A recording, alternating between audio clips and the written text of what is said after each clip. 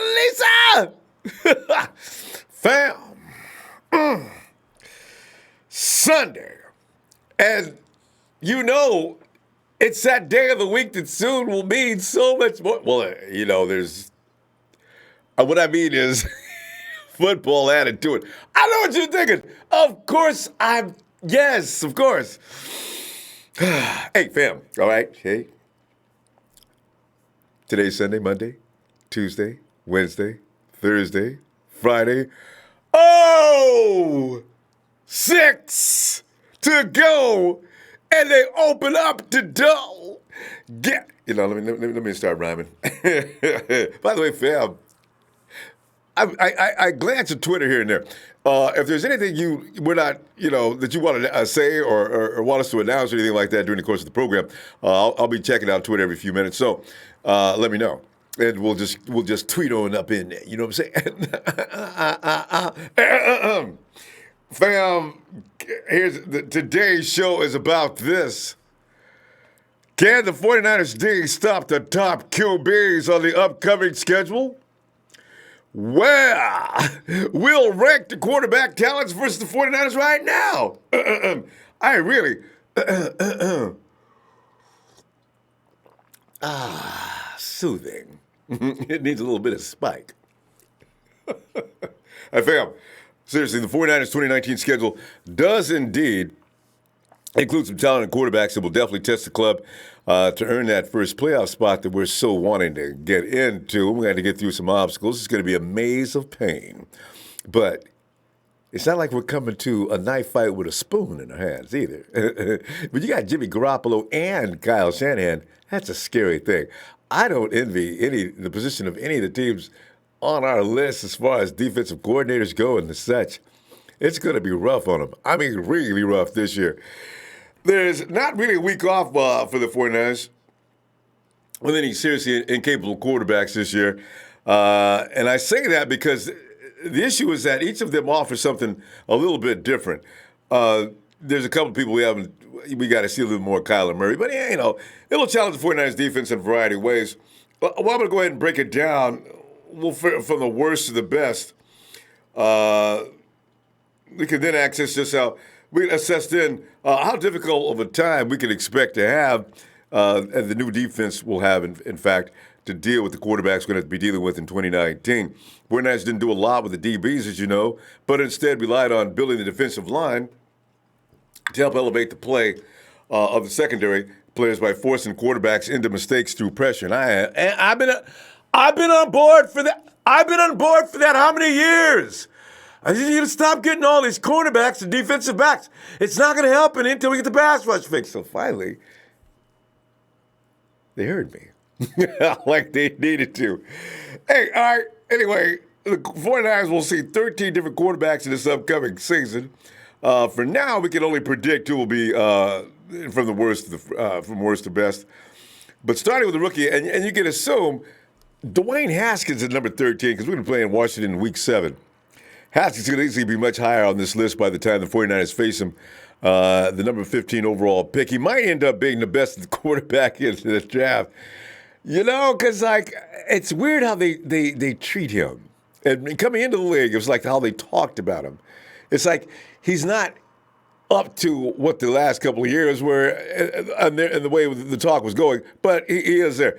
Number 12 on the list of Kyler Murray. We're going to see him in weeks 9 and 11. Number 1 overall pick will start right away, and he's another rookie who has all the tools to skyrocket up the list by the time the 49ers see him. And I don't want to see, how people get well when they play the 49ers? Don't let that happen this year.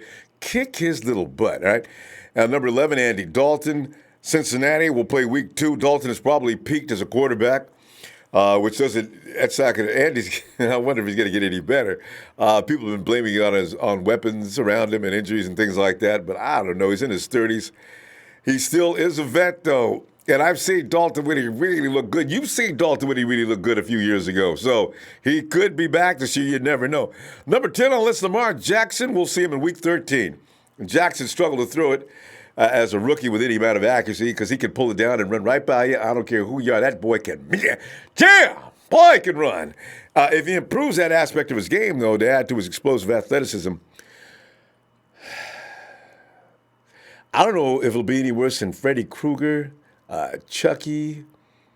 I mean, the dude, you don't want him to start throwing accurately because, man, it's over then, man. I'm telling you. Jameis Winston, number 9 on the list. We'll play him in week 1, consistently holding a starting job. It's been a problem for Jameis. Mrs. Winston's baby boy struggled to do so even last year. So maybe Arians can wake him up and get him going. We'll see. Number 8 on the list, Ben Roethlisberger in week 3. List of successful quarterbacks after turning 37 is not that long. Ben has hit that area in his life, and Roethlisberger saw multiple key weapons leave him as well. Is he a big deal to be concerned with? I think we have the personnel this time to really give the Steelers a hard time. Number 1, even though people do not trust our secondary, I don't see them. I don't see Ben exploiting them like he has been in the past years, especially with the pressure he's going to be under this year. Number 7, Jared Goff on the list, week 6 and week 16. Jared was actually good in 2018, but his ability to carry the offense when things don't go exactly right is still up in the air and question.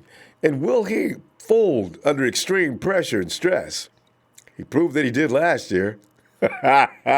Shut up, Rams fans. And I didn't tell not one lie there. It's all absolutely true. And number 6 on the list, Cam Newton, Carolina. We'll see them in week 8. There may not be a more physically gifted quarterback in the league than Cam Newton. The man is terrifying when healthy, and he appears to be that going into camp. We'll see about Cam. I heard other reports saying that Cam's shoulder, I think it was recently fixed, right? We'll see. Number 5, Baker Mayfield on this list. We'll see Cleveland in week 5. Probably going to be one of the biggest games of the year. Full season under Freddie Kitchens could turn Mayfield into a substantial force. Baker's attitude alone, though, is added juice. Mayfield believes in himself to the point of being really seriously conceited. The dude does think he's all that in a bag of chips. That could be his downfall because when you start thinking all that about yourself, you go to a point of confidence, but Baker Mayfield thinks he's absolute shiznit. He really does. So he was excellent as a rookie, though, so he's got a little bit of reason to believe that in himself that way. And the Browns can only get better this offseason because as they get older and mature and grow together, they're going to be tough, fam. Normally, I like to talk a lot of smack about a lot of teams. I'm not talking no smack about no Cleveland Browns. When we play the Browns, know this, fam, we're in a hell of a trouble. And we have to fight our ass off. If the 49ers beat the Browns, I'm going to be the happiest man in the world. But look for a fight. We go get one. Number 4, Matt Ryan, Atlanta. We'll see them week 15. While he hasn't regained the MVP form he captured in 2016, Ryan is still among the most productive quarterbacks in the league. And he had a pretty good year last year. They just, for some reason, they just can't win no games, which is really interesting. Number 3, Russell Wilson. We'll see the Hawks in week 10 and 17. They're not going to be the test they used to be. I don't care what anybody says. That is not the same potent team that it was during those years when they were just handing us our ass week after game after game, year after year. Nobody, of course, needs to tell us anything about Russell Wilson, though. No need for any reminders. Dangerous, as he calls himself on Twitter. He's a runner and a thrower. He does it very well. For some reason, people around him seem to know just what to do when he starts scrambling. I don't know if that's a Pete Carroll scheme. Is that something they designed on purpose? But for some reason, his guys always end up in the same place that he's thrown. Here's another thing, though. Doug Baldwin is gone. That was his bread and butter, dude. They're going to run a lot this year, and they've got the personnel to do it now, from what I understand. Can we stop the run? That's all it's going to take to beat the Seahawks. Rusty's going to try to set up and play action because they're going to run a lot. That's when he becomes dangerous. I'm sure we'll be ready for that this year as well. Number 2, Drew Brees, New Orleans. We'll play him in week 14. Drew Brees is all you really need to say. He had a little dip last year in his production. For the first time, and actually it was the first time throwing for under 4,300 yards since Frank Gore's rookie year. So it may be time for Drew to slow down. They may have to rely on something else. Aaron Rodgers in week 12. Enough said. You know about Aaron Rodgers? We can beat Aaron Rodgers' team, but you might not beat Aaron Rodgers. And that's the way it works. Guys like Drew Brees and Aaron Rodgers, you beat the guys around them. You don't actually beat them. They're going to do what they do. So all the 49ers got to do, shut people down and put both of them under, and Rodgers and Brees, you got to put them under extreme stress to have a chance to win. And I think we can do that this year. So with that said, I'm going to pick out my quarterbacks real quick that I think we're going to get past. And I mean really quick too. Jameis Winston in week 1. Let's stop here. Kyler Murray, they're installing that pro. Okay, Dwayne Haskins. I think we can get Washington no matter what. Kyler Murray, I'm looking for a sweep this year against the Cardinals, only because they haven't installed the program fully yet. The Cincinnati's going to be a tough game, fam. As I've been studying that team, they got a lot of great weapons. All right, you know what? I'm going to put that as a coin toss. Lamar Jackson will beat him because it's pretty much blueprint is how to beat him. I don't think he's going to improve that much over in 1 year's time from last year. They lost a lot of defensive weapons. I think that we can score on them and keep that Lamar sitting his little butt down. Jameis Winston, I don't need to say anything about that. Jameis is not going to beat the 49ers. Ben Roethlisberger is something I'm a little confused about. I don't know that he's going to be able to. Was it Kim that made Antonio Brown? Because if that's the case, that means he could turn any wide receiver into a star. If that's the case, look like you got to worry about Juju Smith-Schuster, and I don't know who the other guys are they have, but Roethlisberger could turn sand into diamonds. We'll find out. I got a good feeling because we're at Levi's Stadium about that game, but I'm not sure. Jared Goff, Rams. The best the Rams could possibly do this year against the 49ers is split. That's the best they could possibly do. There's no way they're sweeping this year. They're just not that good anymore. And they've got to go through a swoon that every team in the NFL goes through after a Super Bowl beatdown. They're going to suck. Cam Newton, we're playing him in San Francisco, or should I say Santa Clara? I think it's time that we sort of handle that team, because Cam is still going to be Cam, but I still think Baker Mayfield, toss that coin, fam. I ain't going to lie no more. I am concerned about the Browns. I am. I really want to see us beat them. We're at home. It's Monday night. After the bye, it's not in our favor. The bye week, as you know, we really do have an issue with coming out of bye weeks. This time, I think the guys will be so pumped up, maybe they'll not be coming in off timing and everything they do when they come back from bye weeks. I think they're going to go after Baker Mayfield, and I think they're going to go after him hard. 49ers want that game to establish themselves as not to be taken as a joke this year. Baker Mayfield could be in trouble. Matt Ryan and the Atlanta Falcons, nobody knows Matt better than Kyle Shanahan. They will take advantage of that. Russell Wilson, I think the 49ers have had enough of Russell Wilson. He doesn't have enough around him to beat the 49ers. If you're going to beat the 49ers just by running the ball, I don't think that's going to work. We'll win that game. I'm that close to saying sweeping the Hawks this year. I really am. Drew Brees and New Orleans Saints, I think we all agree that we could possibly lose that game. The possibility is extremely high. Extremely high. I ain't gonna lie, I'm really concerned about that. Aaron Rodgers, you come to Santa Clara, we are gonna beat that butt. I heard about some issues they're having in Green Bay, so don't look for them to be ready to install that program fully. Look for Aaron Rodgers to be frustrated by week 12, and we should be able to handle the pack. Hey, bring my little girl Lisa on in here. I'll check her out. I love her. She's so adorable. Let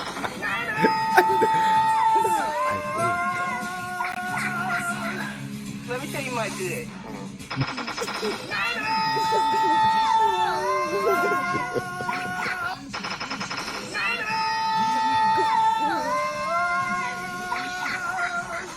Let me tell you my good. Even though we had it, and it was killing.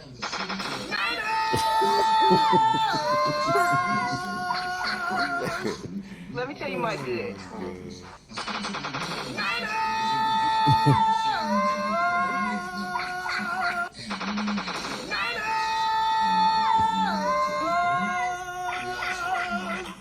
Let me tell you my good.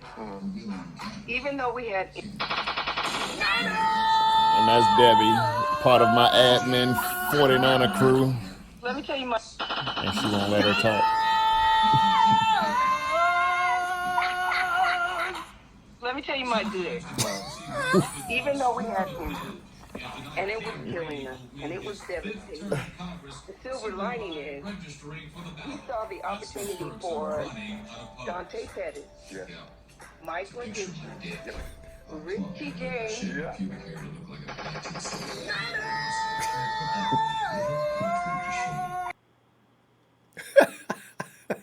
I worry. I really do worry that I'm setting a bad example for you. You know, growing up with loud dudes. She's going to do it too.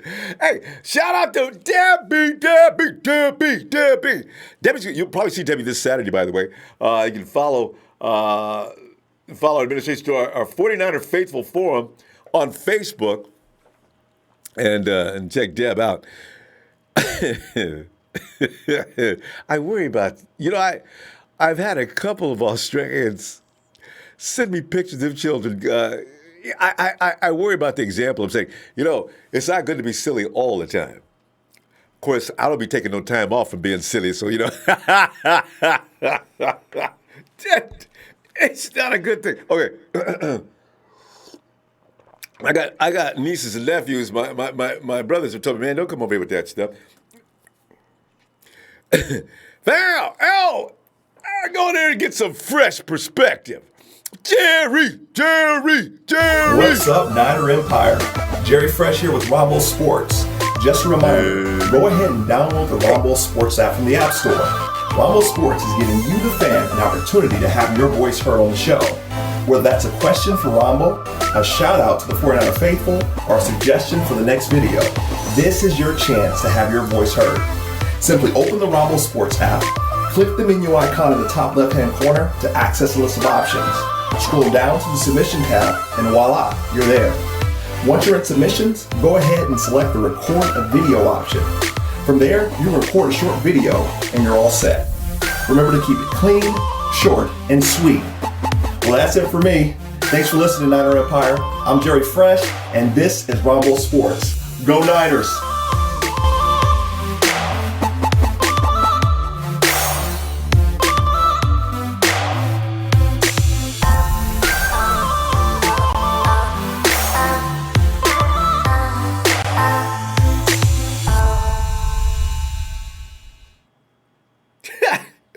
Jerry Fresh. Hey, and check out some fresh perspective from Jerry. Click on it. Jerry here yet?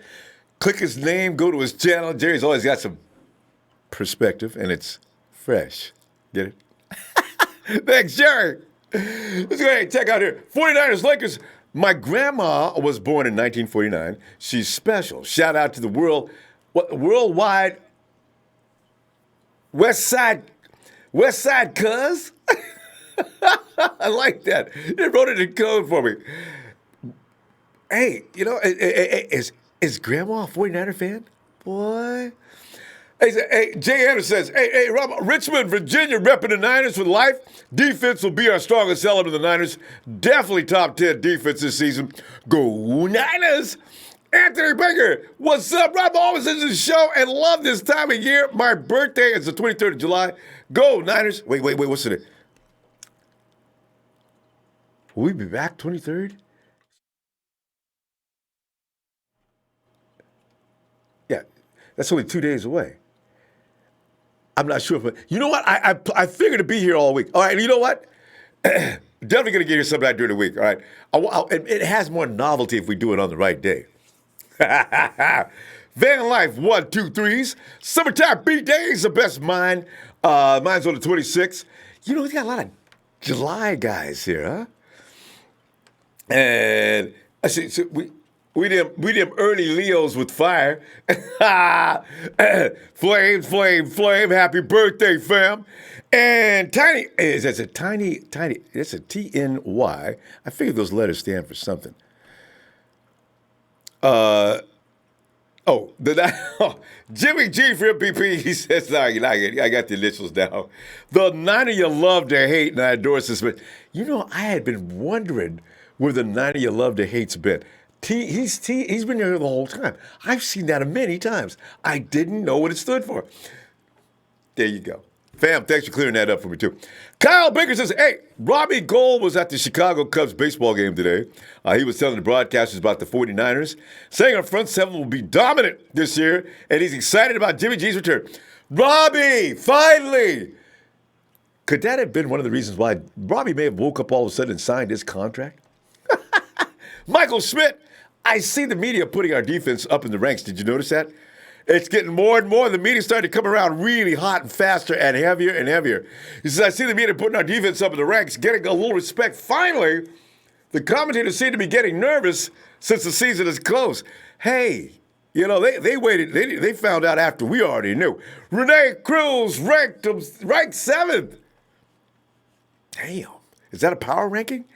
Brandon Lone, hell yeah, our deacon. I feel as of right now, we got the best D-line in the league. Shout out from Virginia Niner for life. Yeah. And Perry E. Howard. Hey, Robert, what's new, my friend? Perry? Defense. We're going to see that out there in the crowd. You know how people have the D in the fence? We never see enough of that. John Miller, go 49ers, 14-2. Wade Wilson. We're going to have a greater season than our 2012 season. Believe that. Red and gold till we dead and cold. 49ers faithful. Yeah. And Warner Deleu. Who's it? Deleu? Who's that? The Pink Panther? Cluso. Hey, Rumble. I said front seven is monsters with a mission. Reminds me of Blitzburg Steelers. Honestly, who do you double potentially unstoppable? That's what I'm talking about. Ryan Hardy, what's up, Ronbo? Thanks for all you do, my brother. Go Niners. And there he is. Richard Ray Archuleta. I always love to watch running to Richard Ray. Richard Ray's. I'm sorry. Ryan Hardy. We just did that. Richard. All right. Anyway, hello from Seattle. Go Niners from Richard Ray Archuleta. I love to run into Richard Ray Archuleta. He's always saying things that antagonize me on the comments. He'll put up a record like 4-12. And he knows I'm going to say something. Trade Jimmy G. Oh! What? Would I trade Jimmy G? Thank you, God, for not making Richard Ray Archuleta our GM. He thought that was funny. Dude, I'm going to ignore you from now on when you do that. I know you say, you and Big Show. You guys are the same people. Oh, my God. Get Kenny. What's up, Ronbo? Kidding, man. I just sitting here. here. Back in the building, baby. Just sitting here having a good time and talking about our defense and quarterbacks who we're going to be lining and chalking. You're going to see all kind of prints all over the field. Just come out there and carry one quarterback off another. Scene of a crime. Marks around his legs and feet and arms. Bam! Oh, God! He went right through the offensive lineman and, oh, my, is he okay? You know, I can't wait to be saying things like that. San Francisco, here we come, baby. It's no exaggeration this year either, Kenny. That's what I'm talking about. It's not an exaggeration. No, exactly. It's not. Hey, who do you think the best pass rusher in the NFL is? J.J. Watt is probably... Von Miller? I still think Watt is just... Von Miller, I've seen him get handled. I've never seen J.J. Watt get handled. We've seen Quentin Nelson take Clowney down last year. We saw both McGlinchey and Joe Staley disrespect Khalil Mack. I've never seen anybody do manhandle J.J. Watt, though. You know, he's tough. Who do you think? It's probably J.J. Watt. Von Miller's good, too. He is, no doubt. I mean, we got D Ford, man, okay? D Ford stacks up side by side with these guys. Okay, J.J. Watt has 47 tackles. D Ford has 55. See, this is going off last year's. He's got J.J. Watt's got 16 sacks. D Ford's got 13. J.J. Watt's got 7 forced fumbles, and D Ford's got 7 forced fumbles. They were right there neck and neck, weren't they? D Ford is nobody's second. He's equal to, but. You know, what, Kenny, what if Mrs. Bosa's baby boy is just like the rest of her kids? You know, I'm telling you, I can't imagine what is the team going to do with Nick coming off that edge and D Ford on the other side making people crazy. I can't wait to see this. Yeah. Man. They're gonna have to rotate people. I mean, on where Solomon Thomas is, you can't have him in there every down. But I mean, having D Ford next to Buckner is it's gonna be beast. I mean, we're gonna be. Our defensive line looks really good right now, and everybody's gonna have you the got game Eric too. Yep. Yeah, you got Eric Armstead. Yep. Eric Armstead, Nick Bosa.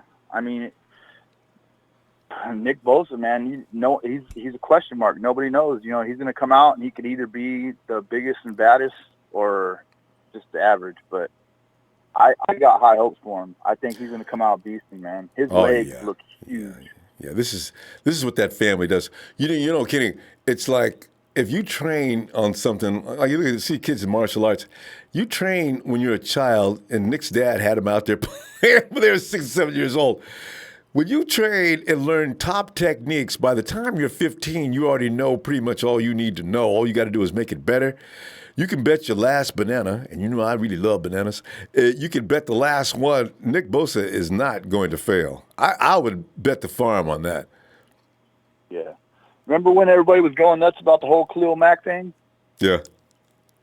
Man, D Ford's better than Khalil Mack, dude. I think so.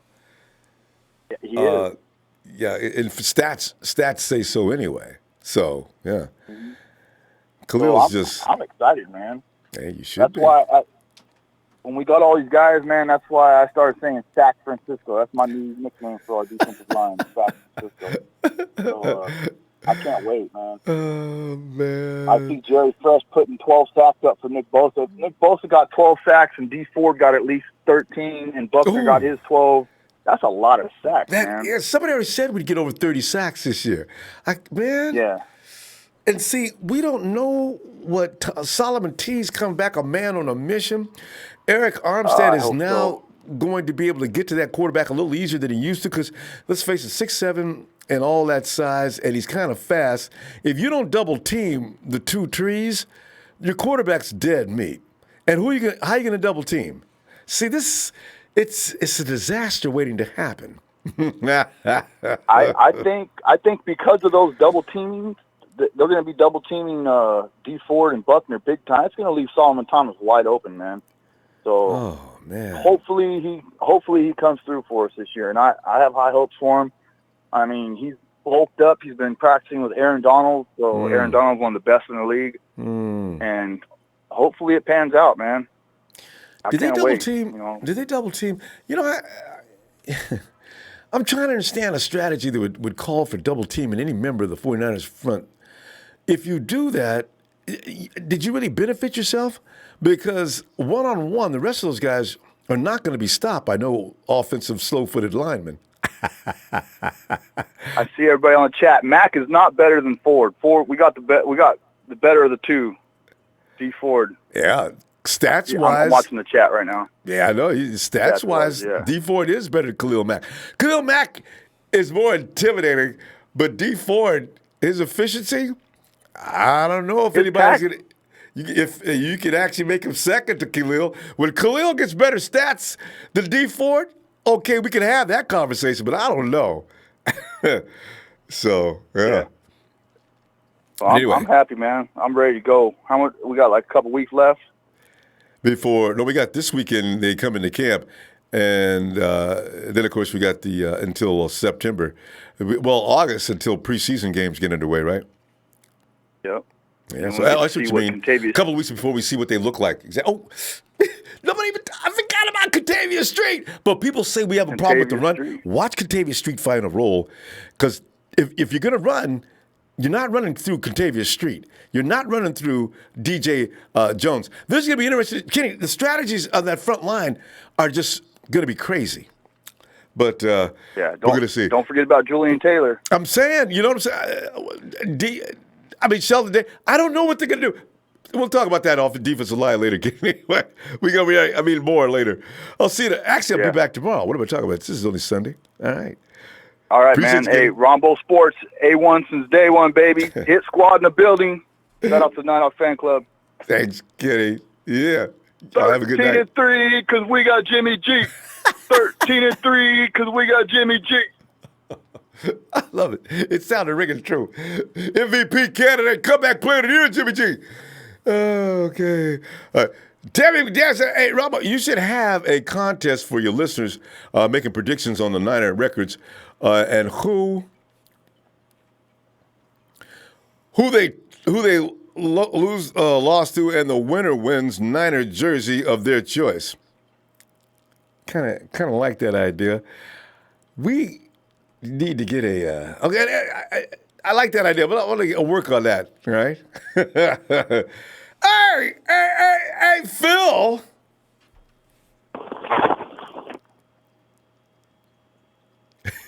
Phil always comes in that same way, doesn't he? First you're a click and a boom. Wait, I heard a voice. Yeah, I'm here. Phil! Hey.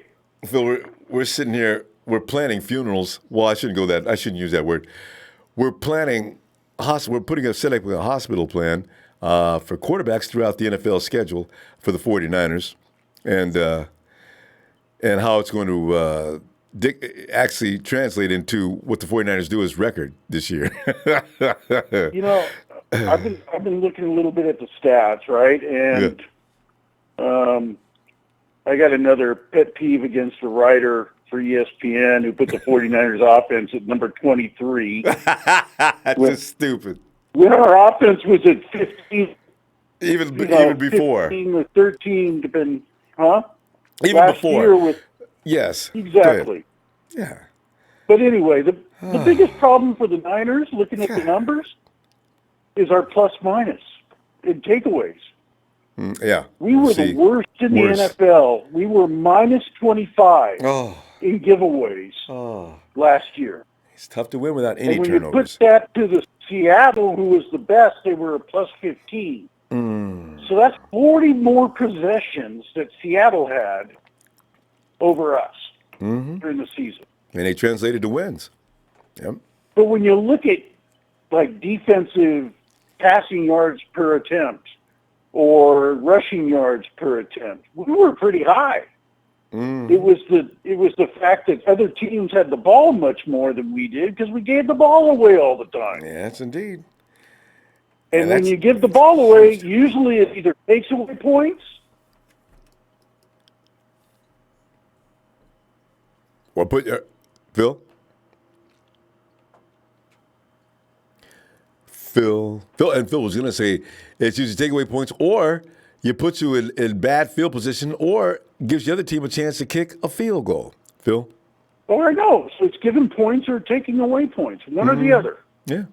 There's really no 50-50 on a turnover. It's usually points one way or the other. And that's the one thing we got to take away, and I think that's where the pass rush is going to come in. You get fumbles from the quarterback.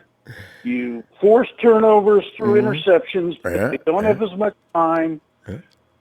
That's where we got to improve.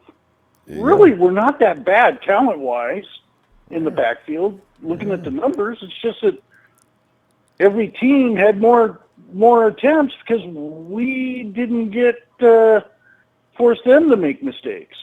And that's the difference. So, and a huge plus, Phil, is if we get at least what's a good production? Let's say we pick up at least 8 to 9 INTs this year. Some of those can be points. Win games on those alone too. There's a possibility you can win 1 or 2 games like that. So what if that would have happened on fumbles? Look how many close games we had, and we were a minus 25. So right That's in the like game, 2 turnovers a game. Yeah. Got to protect. That's giving up a lot of points. Every week. See, the Cardinals only beat us because of that same aspect. Right there. That is how we lost the Cardinals. Sure. They beat us on turnovers. Well, think of the Ram game down there. We were down 25, 30 points right off the bat. Husek fumbles and Juice went down there. Turnover. Yeah. God. So and offense has got to protect the ball more too. There's some fault on their side too. But sure. Defensively, we had 20 interceptions and 12 fumbles lost last year. That many INTs? Oh, my Yes. God. TJ was on a tear. Oh, man, that's That's why I'm a gruesome. Nick Mullins guy. He cut back on the interceptions, but man, we had fumbles and interceptions during those games, and I think Jimmy, that's where he's gonna, make good decisions back there. That's going to be all the difference in the world. Yeah. And I suspect he's going to really understand the offense a lot more this year and move a little quicker and be a man in charge out there. Because when you see Jimmy G standing in the pocket as long as he was, right there's an indication as to something's wrong. That's why I knew it wasn't about him as much as his misunderstanding about what's going on and the playmakers around him. There was just no continuity. They were not in sync. Timing was just awful. And then when you have Kendrick Bourne out there running the wrong route, I just threw my hands up in the air and said, you know what? They don't get it yet. So, hopefully they'll pick up in another week or so. I was hoping. But we lost Jimmy right around the time they started looking better, actually. In Kansas City game, they did look like they were executing in that second half. So it's coming around. We'll see. Yeah. I mean, but they get down in a hole too early, and it's NFL, There's not a big spread between teams. So you make mistakes like that, you're going to lose. And that's all it's going to take, too. You're right. The other thing I noticed is all the new coaches we play this year. We've got Cincinnati, Tampa Bay, Arizona twice, Green Bay, Cleveland. So, they've got to install their... Half the schedule's got new coaches and new installations of programs. So we should be all right. Phil, we're going to go. Phil, let me see you tomorrow because we can still got Monday night coming up and save some of this stuff so we can get some of these extra phone calls in tonight. No turnovers. That's the key. Yeah, always. Yep. All right, Phil. All right, man. Have a great night. Take care. Bye. You too. Bye. Let's go to 804 Richmond, Virginia. What up, Ronbo? Yo, who's this? Hey, man, this is Adam from Richmond. First time calling in to you guys. Hey, Adam. Welcome on in, my man. Good to hear from you. Hey, man, usually you're out too late for me, so I catch you on the ride to work every morning on YouTube. All right. But I was listening to your last show yesterday's show, and I was hearing everybody talk about Jerick McKinnon and how he has to play because of the size of his contract. And that was driving me crazy. That is the worst excuse to play a player that I've ever heard. Now, if that was the case, Matt Flynn would have been the quarterback in Seattle. But no, a badass rookie stud came in there and knocked him out, right? That's true. So if you just want to play the player that gets the money, that's just a failing formula, man. True. But, Adam, the thing is, you got to at least take a look at him. The 49ers, they didn't get a chance to really run him last year, right? So if I'm going to pay this guy all this money, I didn't get anything out of him last year. I'm probably curious as to what I got here, right? So Jed York's sitting there saying, we're paying this guy a lot of money. Can we please take a look at him? So Jerick McKinnon's going to be out there. If it was connected to his contract, but the thing is, we got to see what Jerick McKinnon has to offer. Shanahan gave him a 4-year deal, a lot of money. I figure he must see something in him. You got to at least take a look at what he has to offer. Looking at his clips when he's in Minnesota, there's nothing wrong with his play. We fell in love with Matty B last year. We decided he's our guy, and he certainly is. He's on top of my list. But you got to still see what Jerick McKinnon has to offer, because in Shanahan's offensive system, he could be an absolute demon. Because where quarterbacks could be so average, or like people keep saying, he's only a third down back. But I got an argument with that, because if he's only a third down back, Shanahan would not have went and gotten him. You don't go and pay that much money for a third down back and sign him to a 4-year deal. And if you wanted that, you'd get that somewhere else. So I'm pretty sure there's something on Shanahan's mind regarding Jerick McKinnon. We'll have to wait and see, though. Oh, I don't doubt that you give the guy a look. All I'm saying is, man, we can't coin him the starter just because of the contract. No, he's got to earn bad it. Business. I agree. Hey, man, what do you think about the Bosa's contract and Debo's contract, man? We're getting down to the wire. Oh, hey, Adam, this brings me to the same thing I was going through with Robbie Gould. I was trying not to think about it because it causes anxiety. I don't know. I already know the Bosa family does not like to sign contracts right away. I have no idea what is going on with Debo. Somebody said they've got the same agent, Adam. This is really frightening. If Debo has I didn't know he had the same agent as Nick. This is not good. So I don't know what's going to happen with that. All right, but hey, listen, I'm going to do cut or keep. Which, if you had to cut one or keep one, Ronnie Blair or Solly Thomas? Oh, God. Hey, put that on the chat. There's the dilemma of the year. If you had to make a choice between Solomon Thomas and Ronnie Blair, what are you going to do? Listen, Adam. And you got to factor in the contract size. I know all of that. And in fact, I argued with everybody about Solomon Thomas when he first came. When we drafted him, everybody said, Solomon. I said, listen, why would I get Solomon? I got Ronnie Blair if I want that kind of player. Eric, he's not going to beat Eric Armstead off. Be out. So I said, why are we worried about Solomon Thomas? We got Ronnie. If right now, Ronnie Blair's has been outplaying Adam. He's been outplaying Solomon Thomas. Dude, I love Ronnie Blair, man. That's my boy. Too. Always did. All right, Ronbo. Hey, man, it's good chatting. I can't make a choice. I want to see. Appreciate it. Hey, Adam, glad to meet you, too. Appreciate what you do, man. Thanks, Phil. We're going to run that question throughout the night on the chat. I gotta know. That's a great question. Hey, Adam. Hey, we'll be back tomorrow if you got some time, all right? All right, Phil. We'll do, Have man. a good night. That's the $1 million question. That is something, isn't it? If, fam, you had to make a cut between Solomon Thomas and Ronnie Blair, what are you going to do? You're going to say, Solomon Thomas is some number 2 round draft pick. The connection with Solomon Thomas is we don't want to throw him out because the fact he's gone through some terrible things. But before he went through terrible things, was he better than Ronnie Blair? You make the call. It's time to open up the Book of Champions. Rev, come on in here, Rev. Ronbo. Whew. Boy, oh boy. Yes, Rev. Sunday go to meeting time. Oh, for sure. It's I feel this particular chapter is going to be a good one. And I'm going real deep into it. I'm going to the depths of this one. So as I always started off, shout out to my family worldwide, Red and Gold, 24/7, 365.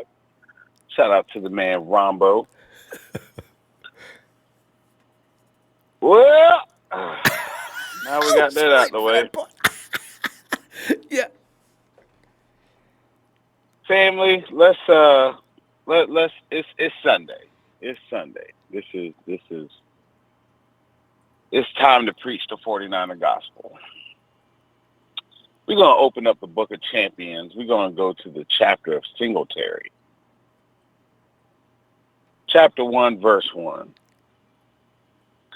Before we can talk about being a championship, we have to practice like a championship team. Let that sink in. And some fan might not like it, but, I respected Singletary for his heart and his drive as the head coach. It didn't work out, but he cemented that defense that Harbaugh took over, and he pumped, and I say that with very, very hardness, he pumped in all of their hearts that they want to be champions. Ronbo, your topic is about how will the defense play against elite quarterbacks. Let's jump into this one real good. You got to give Drew Brees his props. It's Drew fucking Brees. Let's just call it what it is. Yep. The all-time passing leader. It's Drew Brees. Period. There's nothing. There's no more to say about that. It's Drew Brees. So, either we get the win or we don't. That's just what it is. The man is going to throw 300 yards on you, whether you pressure him, drive him crazy, throw the kitchen sink at him, he's still going to throw 300 yards. break his I'm neck. sorry. Some of y'all may not like what I just said, but that's facts and truth. Aaron Rodgers, I give him respect because it's Aaron Rodgers. He's another one. Like, you can pressure him all you want to, but he's going to pick you. Mm-hmm. He's going to pick you. So, Ben Roethlisberger is on his last leg. He doesn't have weapons. You see what I'm saying? So I'm not too concerned about Roethlisberger at all. The Cleveland Browns, they look good on paper, but I have to see them. Yes. Like, their defense is respectable. Their defense is respectable. I'll give them that. But just because you got Odell Beckham Jr., that don't make you a elite player yet. You know what I mean? Like, so true. y'all have to gel. You have to gel first. And I'm still not worried about you because this defense, Andy Dalton, the redhead target, I'm not worried about him. It's the Cincinnati Bengals. They say in Cincinnati, who they what? Like, who what? Like, you're nobody, period. Cam Newton, which I've met Cam Newton several times. My cousin is one of his barbers, but I respect him. You know what I'm saying? He's a big dude. Like, Cam's a big dude. I won't knock that. But the formula to beat Cam Newton is what the 2013 49ers did when we just smacked his ass all in the face, and I was at that game, and I loved every minute of it. That's how you beat Cam Newton, is by hitting him. Period, point blank. You throw his game off. So I expect a good fight from the Carolina Panthers, but we're at home. We're hungry. We're focused. Yeah. Matt Ryan, that's all I can really say is, yeah. You know what I mean? 'Cause, like, you're not the same Matt Ryan no more. And now we got the advantage because your offensive coordinator, which is now our head coach, knows all about you. We kind of know your insight. We know your insight. Russell Wilson, is Russell Wilson. He's been the dominant quarterback in our division for a while. I just really don't see Seattle's offense being that dangerous threat like they used to be. Because, like you said earlier in the broadcast, that they don't have weapons. Like, you can run it. We're going to force you to run the ball. We're going to force you to run the ball. Because if Russell Wilson has to throw over 35 passes, we are going to beat the Seahawks. That's all I'm just going to say. Agreed. If Russell Wilson has to throw 35-plus passes against the 49ers, you're not. It's a done deal. Who else do we got? You got the two speedy youngsters. You got Kyler. Oh, was that good? Man, ain't nobody worried about him. Like, the Arizona Cardinals, they're pigeons, right? They're in pigeon stage. They're not even Cardinals. They're pigeons. I'm not even worried about them. Our time is now. Like, we are tired of losing to these freaking idiots, and they have no squad on both sides of the ball. So it's our time to capitalize. Jared Goff, I'm going to throw that out there. You're a game manager. You really didn't impress me. You had Todd Gurley.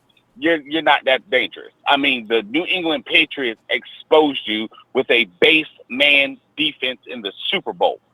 So, with that being said, everybody knows me and knows Los Angeles lamb chops. I'm not worried about you. It's going to be a battle for this defense this year. And our defense needs to close out. Our defense needs to step up and win games for us and put us in better scoring positions, better field positions, just in better position, period. Let me just say that. We're hungry, Ronbo. Like, we're hungry. There is no, I don't doubt this not 1 minute. We are so hungry to where we are about to come at you. Like I said, every single time I call here, come week 1, Tampa Bay Buccaneers, pain and punishment is coming. It's coming. It's going to be a problem. Jameis Winston, granted, you did your thing at Florida State. I'm a Florida State Seminole fan. I respect you. But, bruh, you about to face hell come week 1 because you're not ready for it. You are not ready for what this pressure is about. Just think about what's stacked at the box at you. Just think about what is stacked at the box at you. Period. Our defensive line alone scares the shit out of me because I got speed on the outside and I got power on the inside. And not only do I have power on the inside, but I got towers on the inside. Period. Mm-hmm. Like, we are hungry. So I'm not worried about it. Let's just go out here, start this season. Let's get a 10-win season. Let's smack people in the mouth. Let's rep our red and gold. Let's chant loud, scream loud, profess loud. Like Coach Singletary said when he benched Vernon Davis. And he did it for a purpose, and he did it for a reason. And look what Vernon Davis did after all that happened. The book of Singletary speaks of heart. Because that's what Mike Singletary wanted this team to be, is to play with heart. And I firmly believe that Kyle Shanahan, John Lynch, and I hate to say it because it's so much as I've been bashing Robert Saleh, but Saleh wants these guys to go out and execute. Kyle Shanahan wants consistency. We're going to be a yak yardage. And once again, family, pick your poison with that backfield that's coming out at you. Ref, That's just the bottom line. So I'm going to leave it at that. I love y'all. Be cool. In the words of the man, in order to be the man, you got to beat the man. Yes. Woo! Red and gold all day. Ronbo, thank you for the platform. We're about to make this happen. Let's go. Red and gold. Everybody get pumped up, and I will see y'all. The Nature Bowl will be on Monday Night Raw. Yes. Let's do it. Ronbo, I thank you. I love y'all. The Rev is out. Thanks, fam. All right, Rev. No doubt. Look forward to tomorrow night. Oh, man. No doubt. Rev never comes in with nothing. Wait. Man, ready. Night, Rev. Oh, God. Hey, and let's see, 301. You're in Washington. In the Washington zone. You're in Maryland. Hello. Who is this? Is that be Cynthia? No. Hello. Hello. Hey, Ronbo. Hey, who is this? Hey, man, this is Lamont, man, calling from D.C., man. Maryland. Did you say Lamar or Lamont? Lamont. Lamont, yeah. I said, when you said Maryland, Lamar, did we make Lamar Jackson mad? He calling in. Oh, Lamont, what's up, fam? Nah, man. What's going on, fam, man? Thanks, man, for the platform, man. Getting all the Niners Nation together, man, the Empire and the whole faithful, man. Thanks, I just man. wanted to comment just on a couple of things, man. Go ahead. The first thing I really wanted to comment on, man, is, I know that training camp is coming up, man. One of the things that I really think that we really need to concentrate on this year, man, is tackling, man. Last year, over the past couple of seasons, our tackling, haven't been up to par the way it's supposed to be.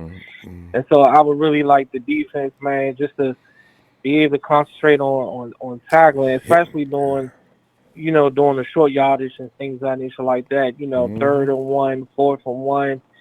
I remember a couple of plays on the goal line where the game was on the line, and the D line, Jones would be there, Armstead would be there, but they wasn't getting the players down immediately. So I think that's something that we really need to focus on. And you're right. I don't know. It's like they work hard all offseason long to gain strength. And something, Lamar? Some of them dudes ain't got that grown man strength yet. They should by now, though. So they get a little older, get a little stronger, been in NFL training camps a little longer. I want to see some dudes get knocked back. You're absolutely right. I'm not seeing enough knockbacks. Running backs running through there and knocking one of them back, and they ain't made the tackle, just running through their arms. I agree. And that goes back to 2015. When Harbaugh left. Yeah, definitely. Our front seven, was our key, during our, Super Bowl year with Cap, with Patrick Willis and Justin and Alden, up front. And I just want to make sure that our front seven, man, that they clean things up, as far as dealing with that. Another thing I don't understand with Saleh, too, is a lot of times, it's 3rd and 10, or it's 3rd and 15, and we playing back off the receivers a lot. And I really just don't understand that concept of it. And I would like to see them kind of change some things up as far as dealing with that too. Because, it's like we're giving the guys 10 yards, on third down. And, I know that we're going to have a pass rush there. I just think, we just need to kind of switch things up just a little bit instead of just giving the receivers the 10 yards. And then, we're not tackling, and then they're getting the first down. The thing about the cover three, I think their main objective is containment, keeping everything in front of them. That's why you have a box safety and things like that. It's designed that they can play off and jump routes and make judgments from a distance, but they don't. The 49ers didn't really execute that defense like it's supposed to be done. Unfortunately, we got to use the Seattle Seahawks as the best example. They executed that defense to perfection. I hate saying it, but they set the standard on how to run the cover three. What we saw the 49ers doing was an imitation of, and they failed miserably because of lack of personnel in some positions. And another time, it seemed like they just couldn't grasp what was going on. How far do you play off? And that's a judgment call sometimes. You can play off, usually the secondary coach will tell you, you need to play off this distance in order to be able to get a perspective of where that ball's coming from. Also, you get an idea of where the receiver's going. You can make a judgment at the last. But see, a lot of guys don't have that kind of talent. So they suffered, and we saw a generic version of a cover three. Maybe they'll look sharper this year because Richard Sherman knows what he's doing. You notice they never smoked Sherman. Kello got beat a lot because of his misunderstanding. I don't think Jason Verrett can get smoked that easy because he knows what he's doing. But that's part of that. In a safety situation, I don't know that's why one of the reasons why I want Jimmy Ward to play. Ward, if anybody out there that we got right now, he's got the sense to know what to do by now. I figure he's already got a grasp of what's going on. I worry about the others. Can they get it? Yeah, but we'll see. Because Tavares Moore looks awful promising. So we'll see. Yeah, and just two quick things. The first one, man, training camp as well, man. We just got to focus on that continuity as far as dealing with that offensive line and keeping, Jimmy G upright, man. That's super important. I know we did a great job of opening the holes for Breida last year. And just looking at Pro Football Focus and stuff like that, we ranked high as far as, running, but the pass protection, it's a drop down as far as dealing with that. So we definitely got to make sure that, we keep Jimmy G upright, especially with that knee. We don't want him to be trying to scramble out and all that other stuff. We want him just to be able to be on time, just to let the ball go, Yeah. It was Mike McGlinchey, too. Mike was a rookie. I hope this year, and believe it or not, do you know Mike Persons was one of the best guys we had as far as pass protection? He allowed 2 sacks the whole year. And everybody else, and we had a problem with the center, too. Weston Richburg is just, his body, I don't know. I got a feeling Mike Persons is going to move over to center this year. And Joshua Garnett, Jesus, will he please come around this year? Because I got a feeling he's going to be playing right guard. We'll see. But Weston Richburg, man, dang. Right. And just the last one, man, is just you was commenting on the running backs, and I agree with the other caller, man, that, a lot of times I understand that it's a business, man, but, I understand they want to see what the Jet can do and McKinnon and stuff like that, man, but right now I just think that we should go with something healthy, and I think that's the reason why they're going to go with Coleman, because he's the healthiest out of everybody. Oh, he's in my opinion. Yeah. And the only reason why that I put Breida number 2 is just what Breida did last year, man. There was a lot of times, I didn't even think Breida was coming back into the game, and he still came back into the game. And I think that should just that type of heart and dedication, knowing that if no one else did, most are hurt, everybody else in the running back room hurt. And he all we got, and he still gave it his all. So, I just think that McKinnon should, he should earn his way back to that star role. And I don't think anybody should worry about that. Shanahan's not going to put him out there for what he's getting paid. He's going to have to earn that spot. But I think everybody thinks he has that capability. We just haven't seen it yet. So we're going to wait for a few weeks in the season. And Kyle's not going to want to. He's going to put the player that's going to put him in the best position to win. And we can pretty much believe that. So we'll see what happens. Hey, Lamar, great to hear from you, fam. I'm going to tell you what, we'll see you tomorrow night. We'll be back. All right? All right, man. Appreciate you, fam. Have a good night. Yeah. And my PP. Player, hey, what is it? Player partner. About an OPP? Yeah, you know me. That player partner Will in there. Will!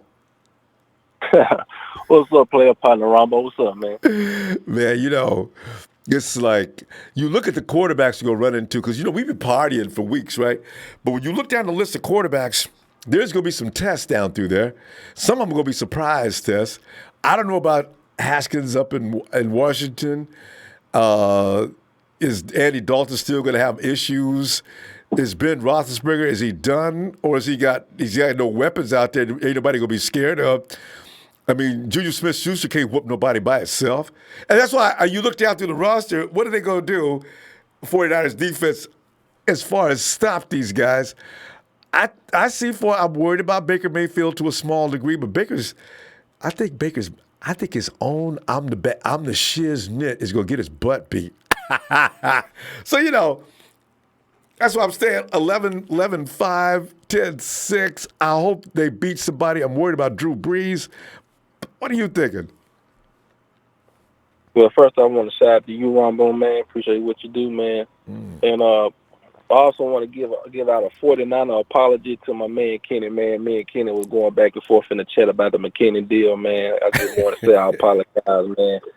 We all, that's great. Have particular players that we want on the team, man, and sometimes conversations get heated, man. So shout out to Kenny, man. It's all good, it's all love, man. Everybody entitled to that. I love seeing that because we've had fights. People did not want to apologize, and they're still fighting. So yeah, good stuff. Shout out D. But yeah, man. As far as can the 49ers D-line pressure top elite quarterbacks in the NFL this season? Yes, they can, man. I'm gonna be honest with you, man. The past few years, man, it wasn't really our interior that was lacking. It was the outside rush, man. Because Stead and Buckner and all. Marsh couldn't get it done, man. I know he led. I know he led in sacks. I believe he did last year. I mean, correct me if I'm wrong. Cassius had 5.5 sacks. Well, Buckner led, but on the outside it was Cassius. Yeah, on the outside, yeah, but he still couldn't. He still couldn't get it. They contained him. He couldn't get it done, man. He couldn't finish the job. But with Bosa and D4, man, you know what I'm saying. The pressure won't have to be on nobody on that line. You got 5 first-rounders, man, on that line, man. The pressure is not on nobody. The pressure is not on Thomas. The pressure is not on Buckner. The pressure is not on Bosa, man. There's not one guy. We don't have to depend on one guy to make a sack anymore, man. We got multiple guys on that line. Yes. And it's scary, man. We're gonna give a lot of offensive line trouble, man. Ain't nobody gonna be able to double team nobody. It's gonna be it's gonna be hell on the offensive linemen this year, man. It's gonna be complete hell. Drew Brees, man. Drew Brees is Drew Brees. You know what I'm saying? He gonna do what he do, but he's still a good quarterback, man. Like he's gonna be all Hall of Famer. But he wasn't quite the Drew Brees I seen last year, man. He kind of digressed a little bit. I guess because of old age or not. Yeah. But Drew Brees is Drew Brees. I still think we can get after his ass. Aaron Rodgers, man, we always gave Aaron Rodgers problems. Even when we lost to Green Bay, we always gave Aaron Rodgers. Ever since the Kaepernick era, man, we've been giving Aaron Rodgers problems. You know what I'm saying? So I'm not even worried about Aaron Rodgers. He a surgeon now. I gotta give it to you, a surgeon. He'll cut you apart. Yeah. But we always gave him problems, man. Cam and Lamar Jackson and Russell Wilson. Them only 3 guys I think we need to worry about, man, because they're very opponent. But this is the thing, man. This is the thing. We know that the pass rush is going to get to the quarterbacks this year. If we can just stay in front of these guys and don't let them skate outside, left or right, we can get the job done. I believe D4 and Bosa can do it. We got to contain them, keep them inside, because we gonna bring that pressure, and they're gonna run either to the right or they're going to run to the left. Because if they run up the middle, that's not going to work either. That's right. Right. You know what I'm saying? So if Ford and Bosa can keep them guys in front of them, it can kind of like stop their tracks from trying to get outside, and we can make the play. That's the only way. And as far as turnovers is concerned, with this pass rush, for the life of me. If the secondary have their fundamentals down, know their assignment, know where to be when the play is in progress, man, they can pick balls off all day, man. All day. It's all about your fundamentals, man. Have your fundamentals on point and knowing where you're at, know your spot, know your assignment, know where you're supposed to be when the play's in progress. And that pass rush is going to help you out, man. It's going to help you out. And you know what I'm saying? I don't think our cornerbacks and safeties going to have to cover too long this year. I don't think they're going to have to do that. If they can just be fundamentally sound, man, and just know where they're supposed to be, man, we can pick balls off all day, man. Pick sixes all day, man. And then all the outside media gonna be riding our jock. Then you know what I'm saying? They gonna be like, nah, fuck a script. I'm gonna tell you how good these 49ers are. You see what I'm saying? So I'm telling you, man. That's it, man. And then the linebackers, man, Fred Warner, Quan Alexander, and Malcolm Smith. You know, I mean, I believe they're gonna get the job done too, man. But Malcolm Smith, I don't know. But Malcolm know it too. They already isn't Malcolm down to a 1-year deal? If Malcolm comes out there half-stepping this year, game over. I mean, that's, because they already paid him too much now. Malcolm has not earned a payday yet, and this is it. I'm hoping, man, Dre Greenlaw, man, I hope he's ready. Man, I hope too, man. I hope he's ready, man. I hope that dude ready. You know what I'm saying? But you know how I go, man. Whoever the best player that comes out of there with that spot, they get it. But I hope Dre Greenlaw has a fair fight in this fight, man, for that position. Because I want to see what he got, man. So we'll find out preseason. That's right. Because we already found out what Malcolm's got. It ain't much. Hey, Will, I'm telling you, Monday night, fam, be looking for you. All right, man. You already know what it is. Shout out to you, Ronbo. Shout out to my TNT fam, my player partner, Dre. You know what I'm saying? Yeah. Dre Fresh Big Show. The Rev, man. You know what I'm saying? And shout out to the Rev for that sermon, man. You know, we gave up a collection today for the Rams organization, man. We only came up with $1. Did nobody else want to give nothing? but pass that plate you know, around. fuck the Rams. Fuck the Rams, fuck Rudy. You know, they lost the Super Bowl and they BROKE, bro. All right, Ronbo. I will. I'll see you tomorrow. All right, man. Oh, man. I tell you, man, if one thing I look forward to this year, it's the Rams and the Hawks. I really don't see what the analysts are talking about. I got to see it. Hey, James.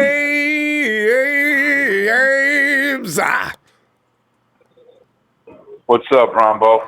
James, looking at, is it impending doom, or do the teams we play this year need to be concerned? Quarterbacks better be start talking about things like, I'm going to have to put some extra pads on them for that rush, man. I don't know how we're going to supposed to stop that. That's just too much. Well, I can tell you this much. Once again, thank you for another evening of 49er Empire Talk about this team, Thanks, what James. we do and the direction we're going in. It's just so much optimism and just, evolvement coming. And it's just a blessing to know that we looked at that roster last year and it was, just a year we don't want to look back on, and we had some pieces added, but not like what happened in 2018. I mean, we were hands down one of the most aggressive teams in the free agency movement of quality players. And, at the same time in the draft, we did well. And so, I look at it like this, man. I can tell you this much. I feel for a lot of opposing offenses with this defense that Seller's going to put on the field, because simply in that wide nine, when you space out those 5 guys and then even that Sam linebacker, but you're still talking Bosa, Buckner, Armstead, and most likely D. Ford and Greenlaw or Malcolm Smith. which I do believe is going to be Greenlaw, will be sitting right there. And that's a scary front because those interior guys in Buckner, Armstead, and even D Ford, you got a double team, and Bosa as well. You don't have enough. You can't put enough linemen out there to try to block these guys. Tight ends, and put a tight end out there. What is he gonna do? Yeah.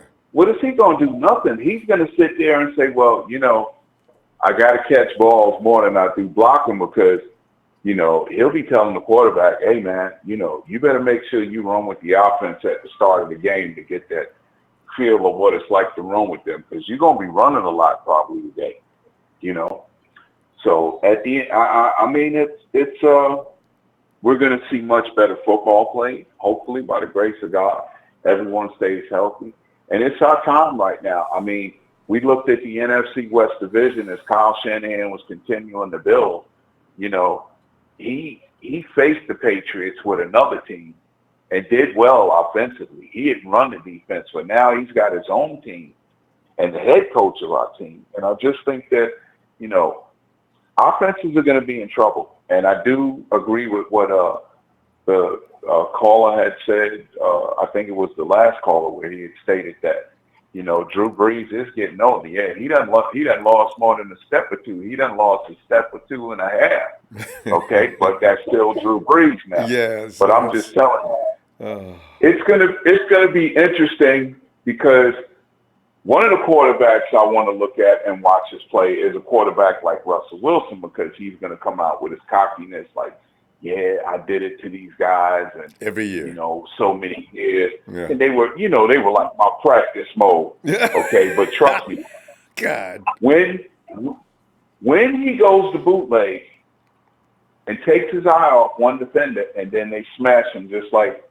somebody stepping on one of them big cockroach water bugs with a nice set of brand new Timberlands on. Yeah, and I bet you. As the offensive linemen are picking him up like, Russ, you know where you at? Yeah, what play did we call? Man, look, do I need you? No, I ain't going in the tent. Okay. But at the end of the day, I mean, this roster right now, these guys come together, it's going to be something phenomenal to watch because I could see them, very rarely do you have teams that have a dominant balance of a high-powered offense and a defense that can shut you down. Those type of teams have been in playoffs and Super Bowls year in and year out. And right now, I think we're just poised. We're poised to make that run. Let's go ahead and smash these teams in these first 5 weeks and come out with a record. Well, playing our games at home. And just start that winning era again, and then it just becomes contagious, and that's what you expect to do week in and week out. And then you let the chips fall at all the big ones, but somewhere in that mix, you're going to be in that shuffle just like in a pile of dominoes. You're in there somewhere. You're one of those dominoes, but you hope you're the last domino standing at the end of the season. And the last seconds have run off the clock. Man. And the day that we threw I already see Quan Alexander coming through on one of them stunts and dropping Russie down at incredible speed, getting up, looking down. I heard about you. Get your ass up. You ain't good. That ain't the last time you're going down. Yeah. Hey, real quick, James. We're gonna run out of time. I am curious because I want to go back to that question between Solomon Thomas. If you're sitting there in your office, you got to make a choice between Solomon and Ronnie B. What would you do if you had to make a choice between the two? Well, that's a very interesting question, Ain't and that I know hard you're to going answer? to pick it up on Monday Night Raw, Yeah, but you I'm know going to tell you one thing. Yeah. Here's the thing. Here's the answer to it. If Solomon happens to truly gel in this new defense with more pieces that can be a force just like he is, because straight bull rushing up through the middle, he's a master at that, man. But when you try to move him out on the ends, it's like sometimes he overcommits. So, I think it would really be interesting. And then Ronald Blair, we're going to really see what level of ceiling these two players have. Does Solomon live up to the second pick in the draft 2 years ago, and then Ronald Blair, does he surpass that undrafted free agent contract? You know, to where they got to give him some big money. That's a big topic, Ronbo. So in short, we need to wait one more season, and you know what? That's going to be one of the flying answers. All right, James. It's true. It's really true. But anyway, thank you for what you do. Once again, have a great evening. Be blessed. This is our year. Evolvement is nothing but going straight forward up by us. And thank you for what you do. Once again, be blessed. Have a great evening. Thanks, James. Appreciate you, fam. See you tomorrow. Can't leave without that. Yes, no, say it again. I interrupted you. Niner Empire, Niner for life. Have a great evening. Thank you, Ronbo. Night, James. Got to get off the phone. It's lightning up here. Okay, be blessed. Yeah. Stay away from that weather. Yeah, man. All right, fam. And we stay out east. Leon. What up, Ronbo? I'm back, man. When I saw this topic, I said, okay, we got to talk about this defense. Oh, yeah. Because, see, the quarterbacks we're going to be going up against this year. See, because when we look at that defense, all I could think about was that defense. But then I thought about how they're going to be tested. And I saw it, I said, oh, this is, There are some quarterbacks that questionable. What are these? How good are these guys? Are they going to be able to take these guys out of the game? Because OCs are going to do things like try to scheme because they know the 49ers where they should be powerful. But will it be working? Will it be successful? Ooh, it's a game of strategies. Put that chessboard down and start moving things around. What are you thinking? All right, I'm looking at the schedule while we're talking. I pulled it up while you were talking to James. So I'm a say off top. I'm gonna say something that might shock everybody, but I think we're gonna sweep the Rams. Okay, let's just get golfing. Let's get them off the board. I agree. Let's get them off the board. And the Hawks. Right. So if we have to pick any losses, I'll say Green Bay, New Orleans, and maybe Baltimore. Those might be our toughest. I think Drew Brees always gives us problems. They're playing on my birthday, so hopefully we win on my birthday. That's the worst thing. Right. That's an automatic advantage right there. Yeah. Right. But, one thing I saw earlier today on Instagram, I follow that one guy that does all the footwork stuff he works with OBJ, he got Dante over there and Akello. And what I was seeing from Akello, he might actually put it all together this year, Ronbo. I've been trying. Nobody wants to listen. That's not the same spoon. And he came into camp with an attitude like, y'all go stop picking on me this year. He's been reported to be the toughest dude in the secondary right now. Sherman was on the field at the same time when they said that. Okay. Well, when they put the pads on, let's see what you're talking about. So we'll see. Right. But I think, something, it wasn't James. It might have been Will or somebody else. They brought up the linebackers. We've been so focused on the front seven. We haven't talked about Quan Alexander and Fred Warner. Our linebackers gotta have nothing but speed, Ronbo, with those two on the field. Yes, and they can hit. Yep. So I'm excited for the offense, but I'm more excited for the defense because I know, defense wins championships. Yeah. So if our defense is half as good as what we think, we might lose 4 games. Just half as good. Maybe 4. Maybe okay. Because I'm gonna keep it honest with you. I'm gonna keep it all the way 100 with you, Ronbo. If we look at the first half of the season, right, from the first week to the 9th week, if we get on a roll, okay, let's say we win the first 4 games, right? We could easily win the next 4. Yeah, because they'll be the confident, and Rams- that'll show that they know exactly what they're doing. If you go through Right. Pittsburgh and Cleveland, ain't nobody unwhoopable from that point. You know? No, Yes. because it's possible though, Ronbo, because I don't feel Pittsburgh is going. Man, Roethlisberger is on his last leg. I mean, let's just be honest. They're just You that know, kind they're of trying to organization, pump him though, that you know they're going to bring juice.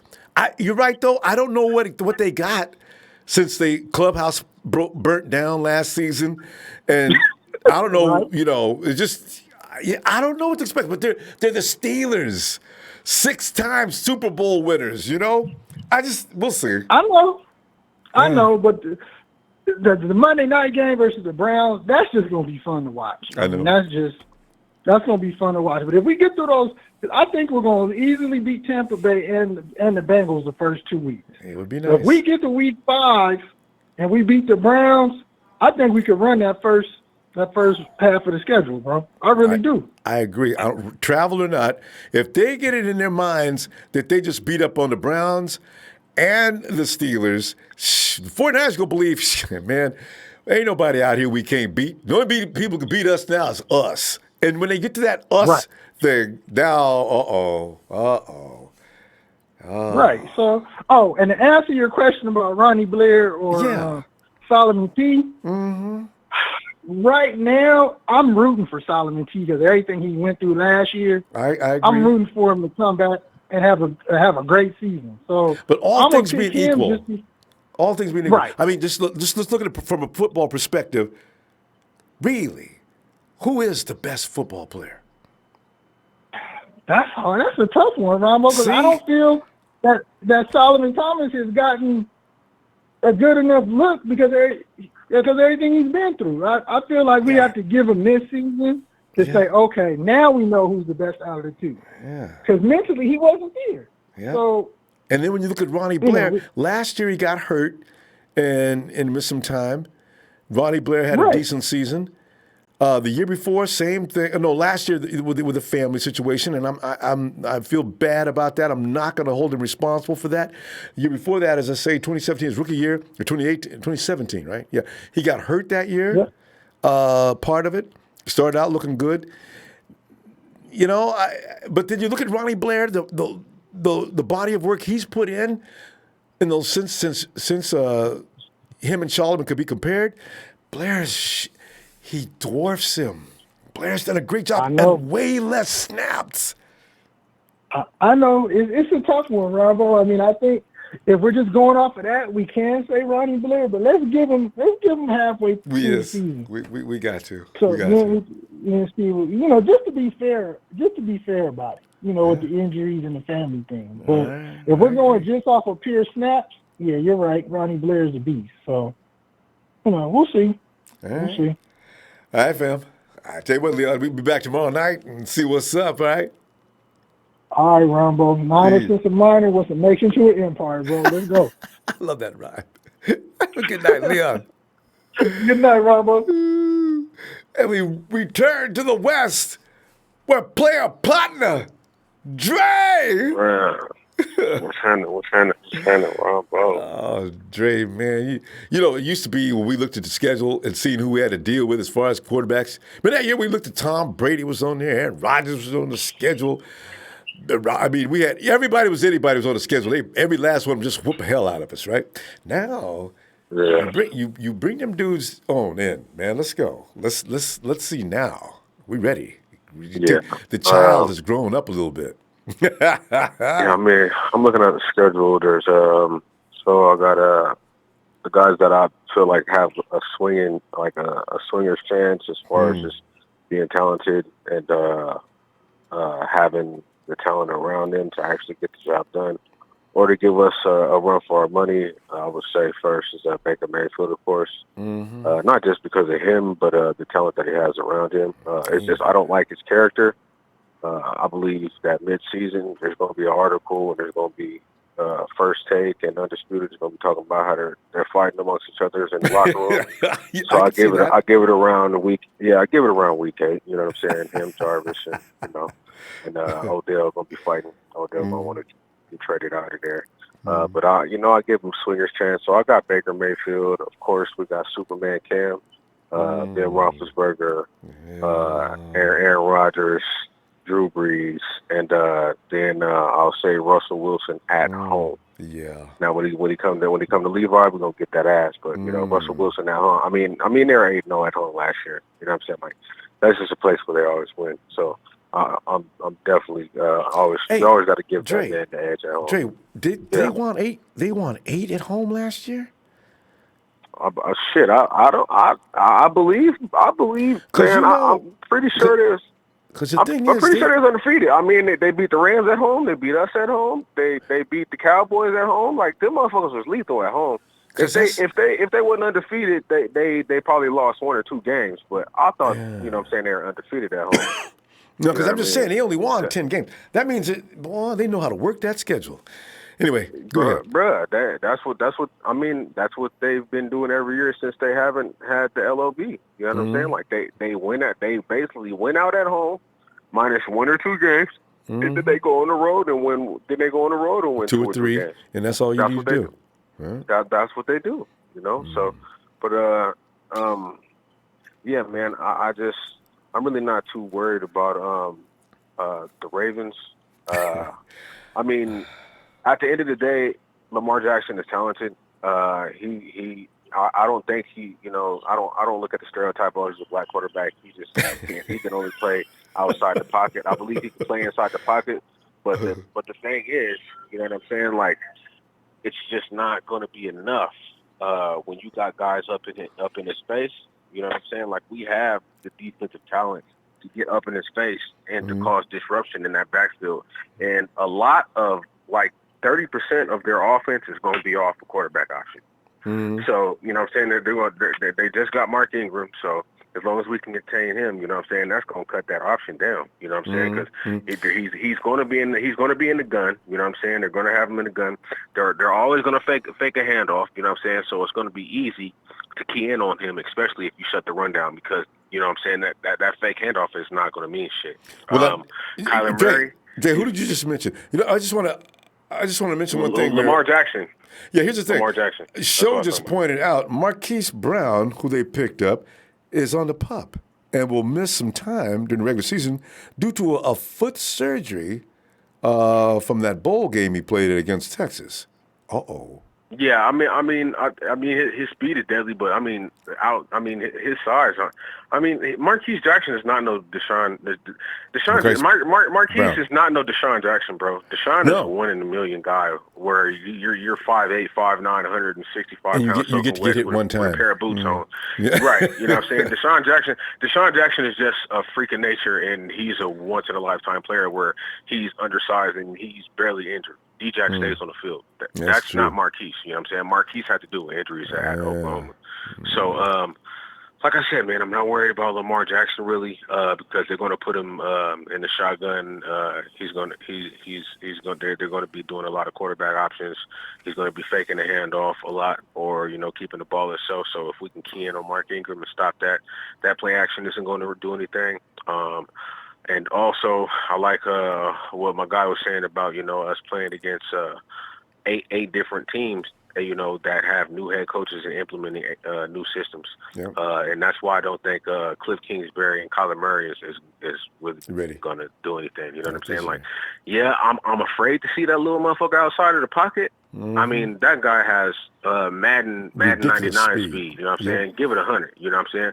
But at the end of the day, though, you know what I'm saying, when you get crumbled by somebody named DeForest Buckner, or you know what I'm saying, you get smacked by D Ford, or you know what I'm saying? Like, there's only so many hits that this guy's going to take to where he's going to start. What we're going to see with Kyler Murray, we're going to see a lot of balls thrown out of bounds. We're going to see a lot of slides. He's not gonna really want to take hits, you know what I'm saying? And we're gonna see him pressured a lot because their offensive line is horrible. So I'm not really worried about them. And then especially with the Rams, the ref told us, man. You know what I'm saying? They ran a basic cover one defense, you know what I'm saying? And then they manned up against him, and he got shut down. With that play, when there is no play action, you cannot depend on Jared Goff. He is like, I'd say, a poor man's Alex Smith. Because at least Alex Smith, Alex Smith threw for 4,200 yards and 32 touchdowns. You know what I'm saying? Jared Goff will never do that. Yeah, well, he had 43 last year. But you know what? It's not. Jared Goff, he's already prone his vulnerability. And most quarterbacks that are really seriously good and really franchise quarterbacks, you do not see weakness like that. And his is huge. Right. Yeah. That's really bad. Yeah. I mean, you take away the play action, I just don't see it. So. And Gurley's, I see what Gurley looks like. Dre, good stuff, man. Yeah. Let me see you tomorrow. Most definitely, man. Yeah, shout out to TNT fam, my play up on the wheel, Jerry Fresh, Bob Money, Trey Trash, Big Show. You know what I'm saying? Everybody, you already know what it is, man. Press that like. Yeah. Support this great content that Ronbo provides for us. Yeah. I'll see you tomorrow Monday Night Live, bro. Thanks, all right. Trey. Have a good night, fam. Oh, man. I tell you, we could do a whole program on the Rams and the Hawks. I'm serious, man. I do not understand what analysts are talking about. They talk about they act like they've gotten stronger since last season, while the 49ers just laid dead and didn't do nothing. Got us ranked number 3 in Vegas. Demetrius! Ronbo, what's going on, bro? D, man, I'm looking down through the schedule and looking at our defensive.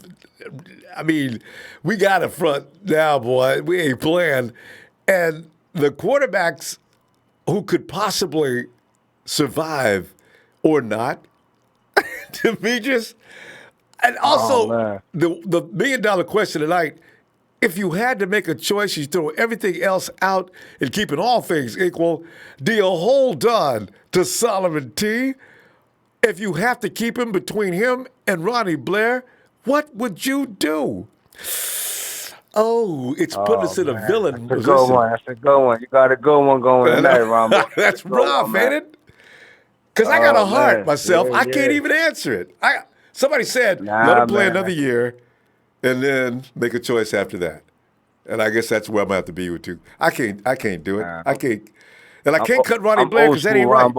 I'm old school, man. Put him in the bathroom. Whoever come out, that's who you keep. That's it. Woo! That's how you know who won it, man. Yeah. Tell you. You know what I mean? But that D-line going to cause havoc this year, Ronbo. So whatever quarterback we face, and I don't care who it is, they're going to feel our wrath, win or loss. But we're gonna do what it do. You know what I mean? I'm not too concerned about none of them, really. You know what I mean? Like Aaron Rodgers, like he's almost at the end of the road. Winston. Let me just look at Baker Mayfield real quick. Because this is the thing.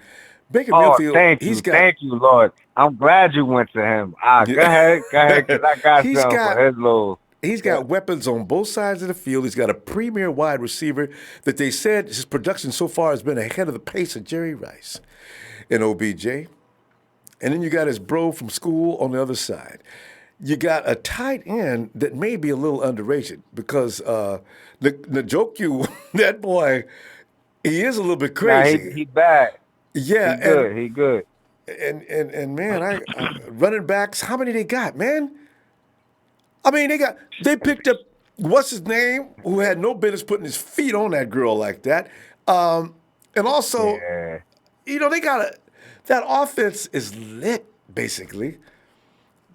Our defense will be tested that day. Self-destruct. Nah, Ronbo, I ain't concerned about Baker Mayfield. You know what it is? Look, I give respect where respect due. But what he do? They won 8 games? Yeah. They ain't nothing. True. He ain't proved nothing to me. They didn't even make the playoffs. So what's all the hype about? He ain't do nothing yet. He ain't proved nothing. And they had all them dudes except for OBJ last year. So you got a good point there, too. He ain't do nothing. What'd he do? We missed the playoffs, too. They just won a couple more games than us. That's all. You know what's so funny about that? About Baker Mayfield? But what you just said is funny, too, because the analysts have said there was an argument. I forget what show I was watching. But the analysts just listened to this one dude talk about how great they go be and who they are, who they got. The analyst just said, well, you know what? At the end of the day, that's still the Cleveland Browns. And there may be some kind of disease going through Cleveland, and I want to say, I got to show me that they really are worth talking about. I'm sitting there. If I'm I'm a Browns fan, I'm mad as hell that he said something like that. That's real talk though, Ronbo, I because know. they ain't do like I respect it. Like they on the come up, That's what's up. They won 8 games, they hyped up, they kept the quarterback, they fired the coach. I get it. But he ain't proved nothing to me yet. He didn't win a playoff game yet. Like he ain't even do that yet. You know what I mean? If things change this year with him, with the Browns and him and Baker Mayfield, yeah, but we gonna smack him around, Rombo. We gonna smack. We gonna both to go have fun with him, man. Let's go it down this year, man. Rombo, man. Our D line, our linebackers, Greenlaw. I think he gonna cause havoc too. Cause like this pass rush gonna open it up for the linebackers too. They're gonna catch back too. So. Hey, and Demetrius, you know what? I just realized something. I saw a clip of Nick Bosa. Because, they play. I don't know why. Bosa drop may feel like a bad habit in the backfield, right? Mm-hmm. I can just see now Bosa yo, B, I'm here. Bosa got the drop on him. It's going to be interesting to see some of these reunions that are going to take place. I'm not too concerned with the Browns, though. Like, Baker Mayfield, I was just thinking about that. Like, Baker Mayfield, yeah, he's good, but he hasn't proven anything yet.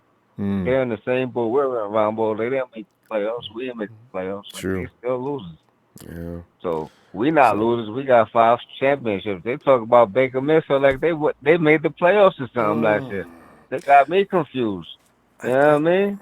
But I did my homework on that. I know they didn't make the playoffs, but it's all good though because they gonna self-destruct in that locker room. Bro. Dre just pointed that out. Because they got a lot of temper issues in that locker room when you look around. Yeah, they got because between OBJ and Baker Mayfield's bad attitude, because I can see OBJ getting in and saying something to the media. He may not say it to Baker, and I can see Baker walking in the locker room. Hey, Odell, I can I talk to you a minute? Yeah, what's up, man? If you got anything to say, why don't you say it to me? And then that's where the stuff gets started, right there. It's going to happen right on the sideline. Right? It could, actually. Right on the sideline, yo. I'm telling you. Watch. But yeah, I ain't worried about them, but what quarterback I could be most concerned about? Maybe Cam Newton. Because we haven't seemed to beat them of late, you know what I mean? Yeah, so Cam always give us a problem. I'm not too worried about nobody else, honestly. We shouldn't. There's no reason to be because that frontline defense is really ridiculous. So, but there's just a couple of guys that I was thinking about, and mainly because Drew Brees is still going to be Drew Brees, and I do not want to go to New Orleans. If I had it my way, we'd remove that game from the schedule. But we got to go in there. I'm nervous about those guys because they got a defense also. On and offense. They cornerbacks is something else. I just don't want to get a serious ass whooping because that could mess with the 49ers psyche. If we could just win that game. Like the previous caller just said, yo, what if we go on an 8-game win streak? I was thinking more or less 10. I said, what if we win our first 10? Clinch the division, all that. What if? We'll see. D? You know what I mean? Yeah, man. Right. Fam, we're going to go get some rest because I know you got to get up in a little while. Appreciate you getting already know, Ronbo. 4:45, man. Still out 14-2, baby. You already know, Ronbo. You already know, man. Have a good night, man. God bless you. And I'll talk to you tomorrow night, bro. And looking forward to it, D. Have a good night, fam. All right, man. Yes, sir. You too, bro. Thanks. Yeah. Have you noticed I'm starting to get a little fixated on the Browns? I don't want to lose that game because I don't want Baker Mayfield walking around grabbing his junk and looking up in the stands and, ready. Because you know how he is. If there's any team I want to see, hey, Russo. What's up, Ronbo? Hey, man. Just sitting there looking through the schedule, looking at the quarterback's going to deal with, and knowing we got firepower to shut down any offensive system in the league now. I tell you, it's a lot of fun to think about what could be. What are you thinking tonight? Well, I mean, if we look at the schedule, I guess the topic was, talking about can we, shut down these top quarterbacks. I heard you read off your list. And I don't know about the exact order, but the one thing that I agreed with was, I don't know if that was your list or if you were reading that off of something. I don't know where you got that list from. I got that from a study. Yeah, but go ahead. Okay, from a study. The one thing I did agree on was the 1 through 4. So the top 4 guys I agreed on. Easy to do. Right. So if you go by that schedule, how many players on that? How many quarterbacks on that schedule concern you? Like going into that game, like who do you think like going into the game we're gonna be like, man, how are we gonna stop this guy? Like I'm looking at 2 guys. I'm looking at 2 guys that going into the game that I'm like, all right, how are we gonna stop this guy? I'm looking at Aaron Rodgers and I'm looking at Drew Brees. That's it. Yep. Like Russell Wilson is. Yeah, I know. Yeah, like Russell Wilson, we have plenty of tape on him. We know what we're getting into with Russell Wilson, and Russell Wilson. I think and last Sherman year knows what he's going to do. So and it's no secret that we know that he wants to escape the pocket and he wants to extend the play and he wants to make something happen. True. So what did we do? We went and got the 2 best possible edge rushers that we could have added to bring pressure from the outside, to keep him in the middle, to keep him contained, to give our corners the chance to not have to cover for 6, 7, 8 seconds. And Seattle is really, really good at uncovering themselves, and he's really good at throwing people open. God, yes. So amazing. That's what he does. Like, how many times have you seen like Russell Wilson just like drop back, stay in the pocket, and make a throw? Wait like for he's not that. Exactly. Yeah, like that's not what they do. So, no. I mean, is he still going to make these plays? Of course he is. He's Russell Wilson. Like, come on. He's going to make plays. You played football with your buddies back in, when we were elementary school and stuff. We were playing out in vacant lots. I played in high school. I played till senior year. No, but I mean, I'm saying I want to go back earlier than that. This is what they're doing in Seattle. I'm talking about we were just kids running around playing with your buddies out in a vacant lot or some playground, and there was no plays. Whoever was playing quarterback, okay, you go out and do a button hook and cut across shelves. Right. This is what I think about every time I watch the Seattle Seahawks play. I say, what the hell are they running? And how do you defend some BS like that? It's no structure to it. It's just whoever gets free. And will you drop Wilson while you... They let those plays develop. If we can stop that, they're done. And I guess when we play, like the toughest game every year, it's like I instantly look like, all right, when do we play at Seattle? When do we play at Seattle this year? The last game of the season. Yep, terrible. Right. So I think our team's going to know what our identity is. And we've proven these last 2 years, even with incomplete rosters and injuries, that we play better as the season goes on, at least. Like last year we were pretty competitive, but we pretty much closed out strong 2 years in a row where it's like, all right, this team, they're kind of getting together. But just like looking at the schedule, honestly, like at least the first 3 games going into that bye week, how many turnovers did we force last year? What was it, only 2? We set a record for not. Yeah. Yeah. The fewest. Like we're gonna surpass that the first game of the season easily. You had to give it a handful. God, I could see 1 fumble on Winston and 2 picks the first game. Because he's famous for that. I honestly, yeah. They don't call him Famous Jameis for nothing. That's gonna be funny. I love that. You ever see Winston's face on the sideline when he does that? You could tell he's a broken man. And from that point on, he becomes more and more vulnerable every time he walks out on the field. So if he hasn't built his character up or seen a doctor to see if he can build up some strength mentally, he's going to be the same James. Well, I think James. Yeah. And so actually another thing that I noticed, it's a little off topic, but I was looking at the schedule again, and we have the week 4 bye, which like we were all saying, that's kind of sucks. But we have some guys coming off injury where I think that's going to help. And, there's nothing wrong with hitting the reset button after a month going into the year. But another thing that I noticed, which is really neat, and I actually think that this schedule is very favorable, the way that they set it up. Week 9, we play Thursday night at the Cardinals in Arizona, and I'll be at that game. But then the next week, week 10, we play Monday night. So we actually have 12 days in between games, which is only 2 days short of a bye week. Tell you, the league is trying they tried to schedule the 49ers up in some advantageous positions, except there's just a little too much travel to the east. But otherwise, the schedule is not that bad. But that's right. That's a good point. Week 9, Week 10, we're going to have that 11 days in between games where it's essentially going to be like another reset where they're going to tell guys, all right, take 2 days off, 3 days off. Like it's not going to be the one day and come back or anything like that. So, so I was looking at that in the schedule, and it's going to be a nice little refresh point. So, Russo, real quick, because we got to go. Okay. Solomon Thomas versus Ronnie Blair. What are you going to do? I'm going to use training camp and preseason, and I am going to. Like me. Go ahead. Yeah, I'm going to essentially make that a competition.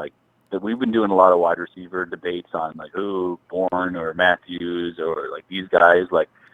I think that's going to happen. How it's going to happen, but this is legit. Look, we have guys last year. Blair was the second leading guy for sacks on a team. This year, with the percentage of the snaps that everybody else got. Yeah. So this is a who do I got? I think Solomon Thomas will outplay Ronald Blair this year. That's what I think. All right, we're going to see what happens with this. This is really scary stuff because they're going to have to come to a choice. Ronnie Blair has a contract coming up. He's not a first-round draft pick. No. Solomon Thomas is. Are you going to get rid of the better player? You're going to keep. What are you going to do here? And that's going to be really dilemma next year. See, Rousseau. At some point, you got to just throw aside where you took somebody and what you're paying somebody, and you need to make the decision going forward. Look, we need to stop paying this guy because he's underperforming, and we need to start paying this guy because he deserves this money. So that I'm not worried about that, but I think Solomon Thomas. I think he's got something to prove. The whole suicide thing with his sister. I think that's really going to motivate him this year. So I hope he's fired up. I want to see him do better. All right, bro. All right, Russo. See you tomorrow, fam. All right, have a good night. You too. And JT. What's up, Ronbo? Can you hear me? I can hear you, JT. Can you hear me? Oh, yeah. All right. Well, JT, tonight we're looking at, are there any doom?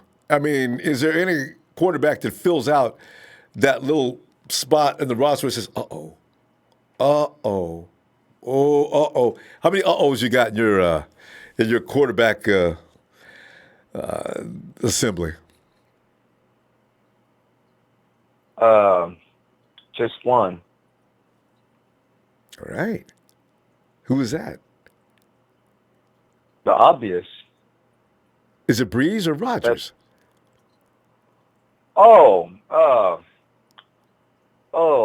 And that, okay. No, I mean, there's going to be some games where the defense won't have to work as hard as they do in others. They're going to have to work hard in every game. But I mean, there's going to be games where the defense is really going to be tested.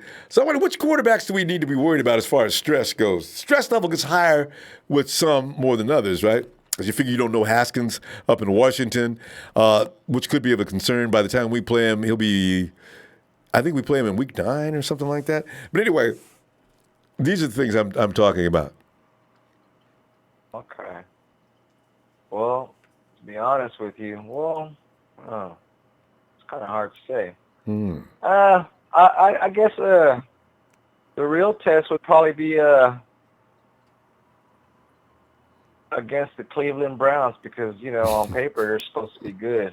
I know. I think if we could, if we whoop their ass, I think that's a statement right there. Well, yeah, a huge statement.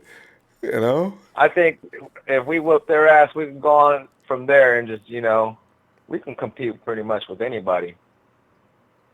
It's going to be interesting. Can you see that Monday night? The 49ers are coming in at 3-0. Baker Mayfield and his Cleveland Browns, and by then they're going to start calling him Baker Mayfield and his Cleveland Browns. Baker Mayfield and his Cleveland Browns are at 4-0, and tonight, get ready, Monday Night Football is on here. Oh, here we go, man. That would be the marquee game of the first half of the season. Yeah. I was going to say the Saints game, but I think we'll already be pretty much we'll be in rhythm by then. And I think Drew Brees, he's another scary quarterback to be Extremely. like, uh-oh. He's going to the Hall of Fame. Him and Yeah. Roethlisberger. Aaron Rodgers, they're all going to be sitting in the Hall of Fame next to each other. They may all go in at the same time. So that's what I'm saying.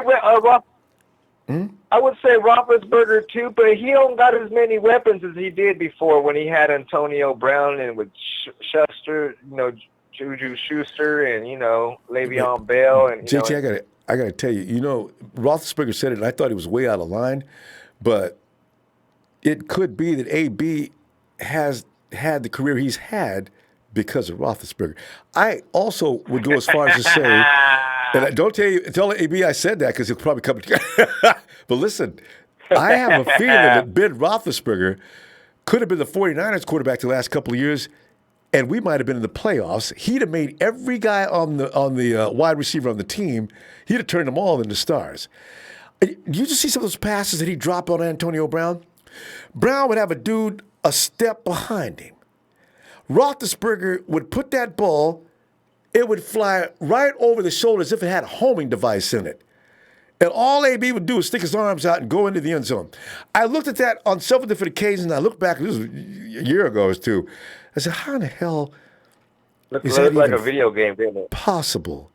That ball looked like it had radar, and he had like a smart bomb where they put the laser beam down at a target, and the bomb goes right to it, and Brown would just run. I says, Brown's a good receiver, but good Lord, that pass couldn't have been thrown any better. So this is why I worry about Roethlisberger, and whoever's on that team is going to be a weapon. So we'll see. But he is 37. I just don't see the Steelers as being a threat. I mean, that'd be a little test. I think that's a little statement game. But the real big statement game is with the Cleveland Browns with all the weapons they got. They're kind of loaded on defense. Yeah. They're loaded on defense and offense.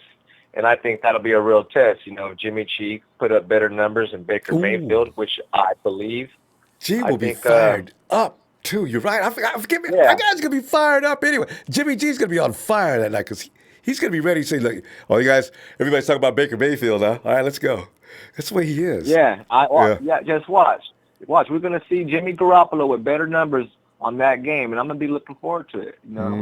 That's going to be a game because we got attitude on our side of the field, too, So especially our defense, man. I want to see our corners just ball out. I want to see Richard Sherman on one side, and I want to see Jason Verrett on the other side with that cornerback tandem. And you can just sprinkle in whoever. I like to see maybe Whiskey Tart and maybe he'll be in the box. You'll hear more. It's going to be here. Marcel Harris. One of them's going to be in the box. Wouldn't it be funny if Marcel Harris? And then like some other caller would say, see Nick Bosa with about 13 sacks and D Ford with about 12 or something like that. Oh man, I'd just be loving it. Don't look for Bosa to outdo Ford the first year, but it's going to be a contest next year. Yeah.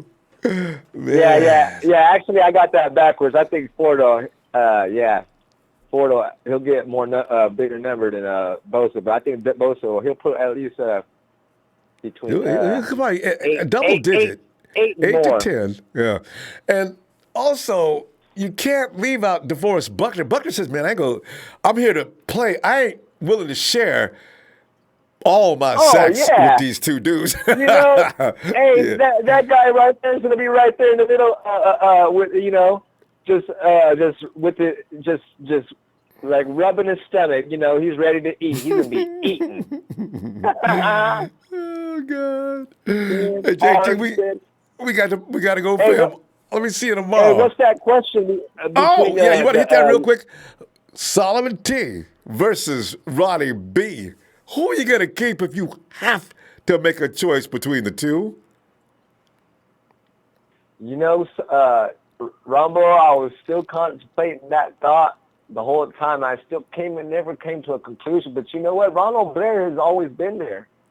I never had a problem with Ronald Blair. Ain't had no weak season where we got mad at him yet. He's been there for how many years? No. Ronnie Blair has been, and they did, and if anything, you complain he doesn't get enough snaps. Yeah, he's been there like 3 or 4 years or something like that. Going into his fourth year. Like 4, maybe 5. He's been there 3 years. He's going into his fourth. This is Yeah. contract year coming up next year. Mm-hmm. Yeah. Can't wait to see him on the field. I guess I'll just see. I'll just give a I'll give a. You know what? And this is going to be the I'll question. give Ronald Blair. Ronald Blair, because I know what he's got. I'll just say that because I don't want to say Solomon T, and then he fucking lets me down and shit. So I'll just say Ronald Blair for now. Somebody finally did it. Yeah, JT's the first dude that finally said he'll take Ronnie B. I can't even do that yet. And I didn't even like Solomon T coming to this team initially. I wanted anybody but him. But Solomon hasn't showed me nothing yet. I want him to show me first before I say Solomon T. So I'm going to go with Ronald Blair. JD, we got to go, man. Hey, Ronbo, let me just say one more thing before I go. You want to know why I almost said Solomon T? Quickly, JT, because we really got to go. Hurry up. Because my last name is Thomas, too, and I was almost trying to be biased. That's why. See you tomorrow, fam. I got to get back out to the East Coast. JT, have a good night, fam. Woo! Well, this is too much fun with the Solomon T. Ronnie Blair question. Jenny Sim. Clarence. Oh God, Clarence. Yeah. I'm sorry, Clarence. What is that here? I hear somebody. Hey. Yeah. Clarence, is that you? Jason. Jason. Jason. Hey, Jason. Come on in, fam. Oh, man. It's not fair. It's not fair, brother. What's that? They the haven't question? let Solomon T play his natural position since he came here. That's Ronald Blair, he's a defensive end. They try to throw Solomon out there. He earned all his props that we saw in the highlight film. Guess where? Inside. So it's not really fair to compare. It's like comparing Jimmy Ward to Jason Verrett. It's like Jimmy Ward's out of position. We have yet to see him flourish in his position. He was drafted in the first round. In the first round, mind you, at safety. You could Swiss Army knife all you want, but if you took Reggie Bush, remember how the Saints were trying to use Reggie Bush? Oh, we're going to swing him out to the slot and make him misuse. He went to Miami. He got 1,000 yards in Miami. They misused him. So it's all about that to me. What are you good at? But Reggie's biggest problem was dating Kim Kardashian. Had he not stayed away from Kim, he'd have played better football. That's true. I'm going to have to agree with you there, Ron. I have to agree. Hey, so what else we got here? But we're looking at the doomsday quarterbacks and somebody that may present a problem because we're looking at that defensive line now as being pretty much a dominant. They're set up to really do some destruction, right? It's all but we're looking at the quarterbacks. Puzzle, it's all a puzzle. It's all a puzzle. But who do you see to intimidate that defense? Defensive backs, like when you remember how we treated Roethlisberger when we had Alvin Smith and Justin Smith? We sacked him like 6 times that game. Why? Coverage. He looked up in his progressions. 1 Mississippi. Remember when he was a kid? Yes. 1 Mississippi. 2 Mississippi. By 3 Mississippi. 3 Mississippi. If nobody's open, which hopefully if Witherspoon is coming around like we say, because in the first year he was good, and if Verrett stays healthy, Sherman's still one of the top corners. Come on, give it up. And underneath we have Quan Alexander, who's known to be a ball hawk, who sits underneath, waiting for you to do the little cross routes. We still got Warner underneath. And Greenlaw may prove to be kind of like a great cover corner. I mean, a cover linebacker. So my point is, it's all going to come into the collective. Now you got the edge of D. Ford. Hopefully they'll put D. Ford on the opposite side of Bosa. Bookends, kind of.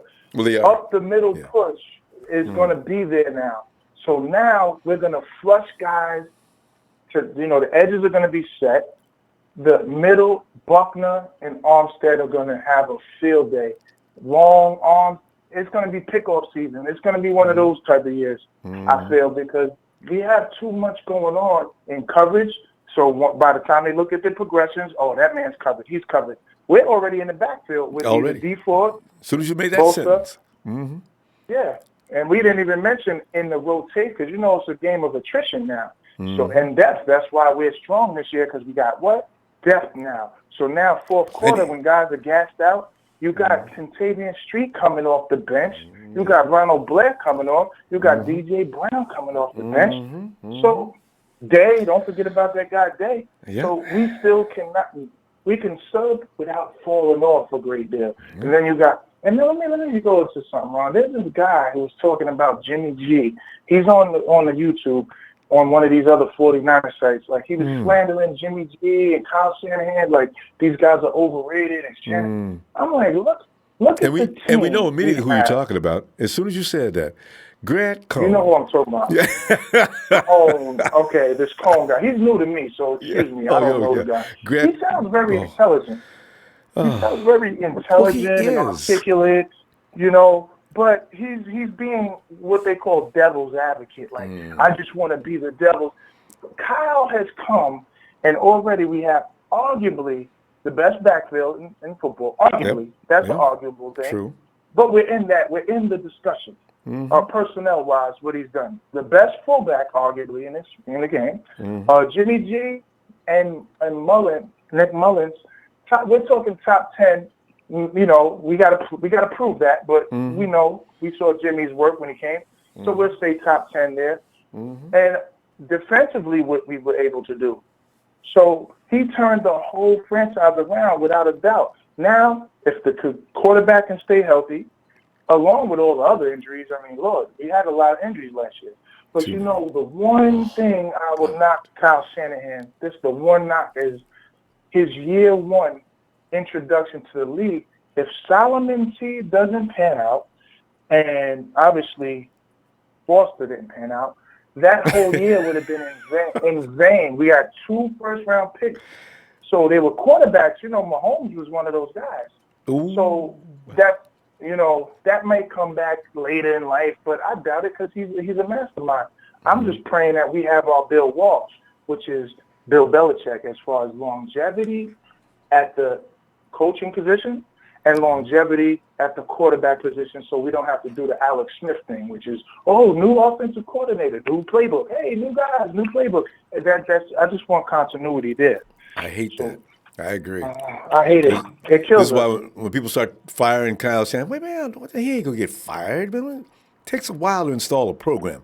I had the same thing to say about Sal. I don't want to build up a new program every year. That sets you back a year. You got time for all that. Get this down and get some people in here who can do the program.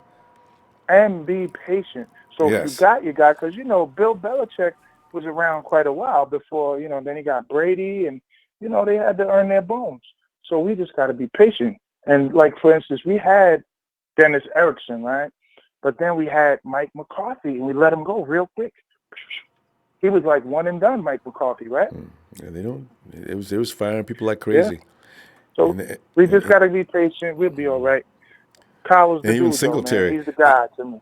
I just wish they could have kept Singletary in another capacity. I do like him. But, the nutcracker drill. And it showed on the field. That attitude showed when Deshaun Golston and Whitman and them guys. I was just watching the Saints game.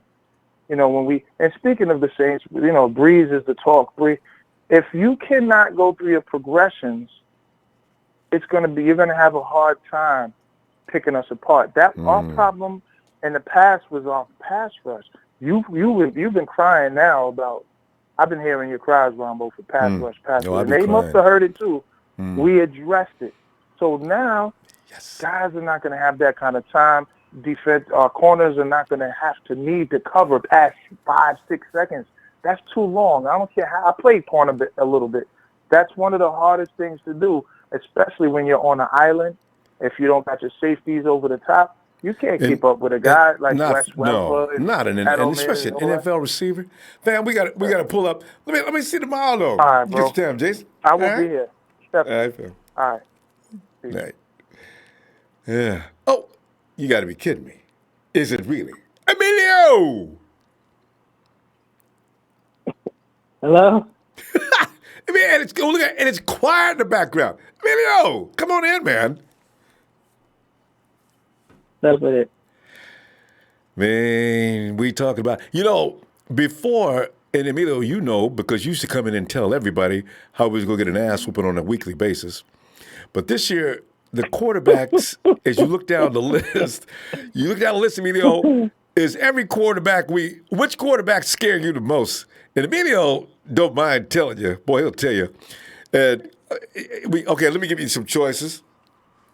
And I'm a little concerned with Baker Mayfield, Drew Brees, Aaron Rodgers. Everybody should be, probably is. And, of course, you're lightweight concerned with Matty Ice. What is that? Is that 5 guys already? I don't know enough about Kyler Mayfield. Russell Wilson, of course, has been a cancer that's been killing the 49ers slowly for years. But who concerns you this year as far as that defense? And you think about the defense and how potent you think they might be, and who may give us some issues. Well, it's not even more concern. I do have concerns. Just more likely, our winning has to come in from the beginning of the season, the front end. Because I've noticed the last 6 games, and if we don't have nothing, no wins, or at least coming at a near 500 or at 500 before we get to those last 6 games, we're going to have another shitty season. We got to think about it. We have the Ravens, the Saints, the Packers, the Rams, the Seahawks, and the Falcons. It's going to be tough. Like I said, it's just at this point, Shanahan, Garoppolo, and the offense, they all have to come up and show up. They have to do their part. Because if not, we are going to get into another shitty season, which I don't want to see, because we're already compared to the Browns. Since what's next? Since Harbaugh left, we've had 5 shitty seasons, just like the Browns. We haven't had a winning season. Browns haven't them before that, though. Well, yeah, but I'm still for the past 5 seasons. We haven't had a winning season in the past 5 years with the Browns. Yep, they'd pick or we'd pick. But one of us would be picking first or second or third in the draft. That's kind of bad. You're getting compared to the Browns that's kind of bad. You're getting compared to the Browns for the past 5 years. You guys suck as bad as the Browns for the past 5 years. And I got to tell you something too, just between you and me. But I didn't want to admit it a couple of years ago. I didn't want to play the Browns year before last. When they lost every last game, I said, you know what? I'm glad we ain't playing the Browns because we go in there and they get their first win. God, Niners, come on! So yeah, it's been rough. No, it's just most of my concern is the back end of the season. Because we back end of the schedule to get some wins in the back schedule. Is just, if we can't win in the beginning and come close to having we're gonna like a winning season, we're gonna suck again. And at that point, I'm gonna say you're gonna have to get rid of Garoppolo, and you might have to get rid of Shanahan because it's just, dude. I understand last year, his first year I can understand. Second year, yeah, you had injuries. You didn't have the depth. Strange amount of injuries. Yeah, the wrong people. Now you have the depth. You have to make this shit work. Because if you don't make this shit work, you're gonna start thinking, is this really going to be a coach coming this year, and is Garoppolo really going to be a quarterback? So what do you think about it starting all over? But what do you think about Shanahan as a coach? Do you like what he's doing so far? I mean, does he look like a coach that you can actually? What do you think about him? I like him. He works. He's done what he do, but we've only seen him as an offensive coordinator, not really a head coach. So maybe you can say he's better as an offensive coordinator, but he wouldn't step down and give somebody else the reins and say, "Oh, you do this, and I'll be the offensive coordinator." So that wouldn't work. That's never happened. It won't happen. So it is. It's embarrassing. I like his play calling. Dude, you got to get this shit to work. This is a breakout year for Garoppolo and a breakout year for Shanahan. This shit don't work. You really have to start thinking of starting all over again, starting from scratch. You don't want to hear that. You don't want to face that, but at this point, it's just like, dude, you guys have to get at least. If you guys don't get at least 7 wins this season, 10. 10 is the floor. That team, when you have that kind of talent, you look around the other teams. you're superior to too many teams, talent-wise. If they beat your butt, yes, something is wrong. 10 wins is about a minimum. Yeah, no. Yeah. No, because when you think about it, the last couple of seasons, we've been always losing by a few points. I mean, I get it, but it's just you still kind of you got to get on the line. It doesn't matter how close these games are. It's still an L. In the back of it, it's just, no matter, even if you win by 1, you win by 10, it doesn't matter. You still wins to win, a loss is like, how many points you put up or how many points you didn't put up. So but you know what's good about Shanahan, though? He actually knows the Hawks and the Rams and probably has figured out pretty much what it takes to beat them. If he had the right tools in the last couple of years, they may not have dominated like they have been. And the Rams know better. This is why I say, Rams, boy, they got away. And Russ done lost all this stuff. And everybody still said, they're going to run people out because all they're going to do is run. They've already said that's what they're going to do. Letting everybody know right now, we're going to run the ball. So that's why I don't put him at the top of my list of most feared quarterbacks of the next year. Because if all y'all going to do is run the ball and play action all day long, I don't know if that's going to be a big success.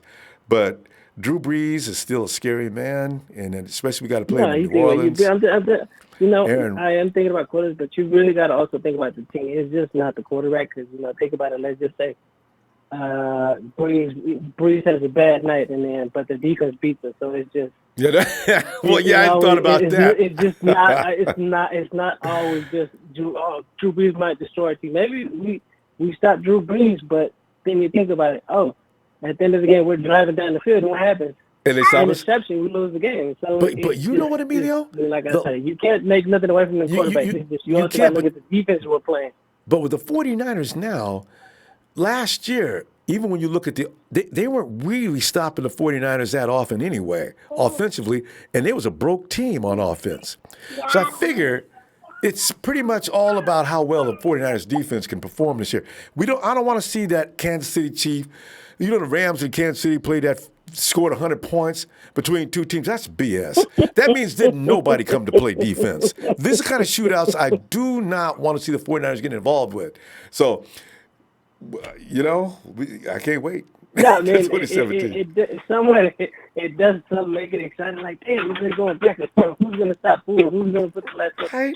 To an extent, it does make it exciting. But come on, you guys got to play. But that's what you think about it. The way the NFL's made the league now, it's driven that way. You've seen the whole season with high scoring the whole season, and when you finally got to this stupid Super Bowl, what happened to all the points?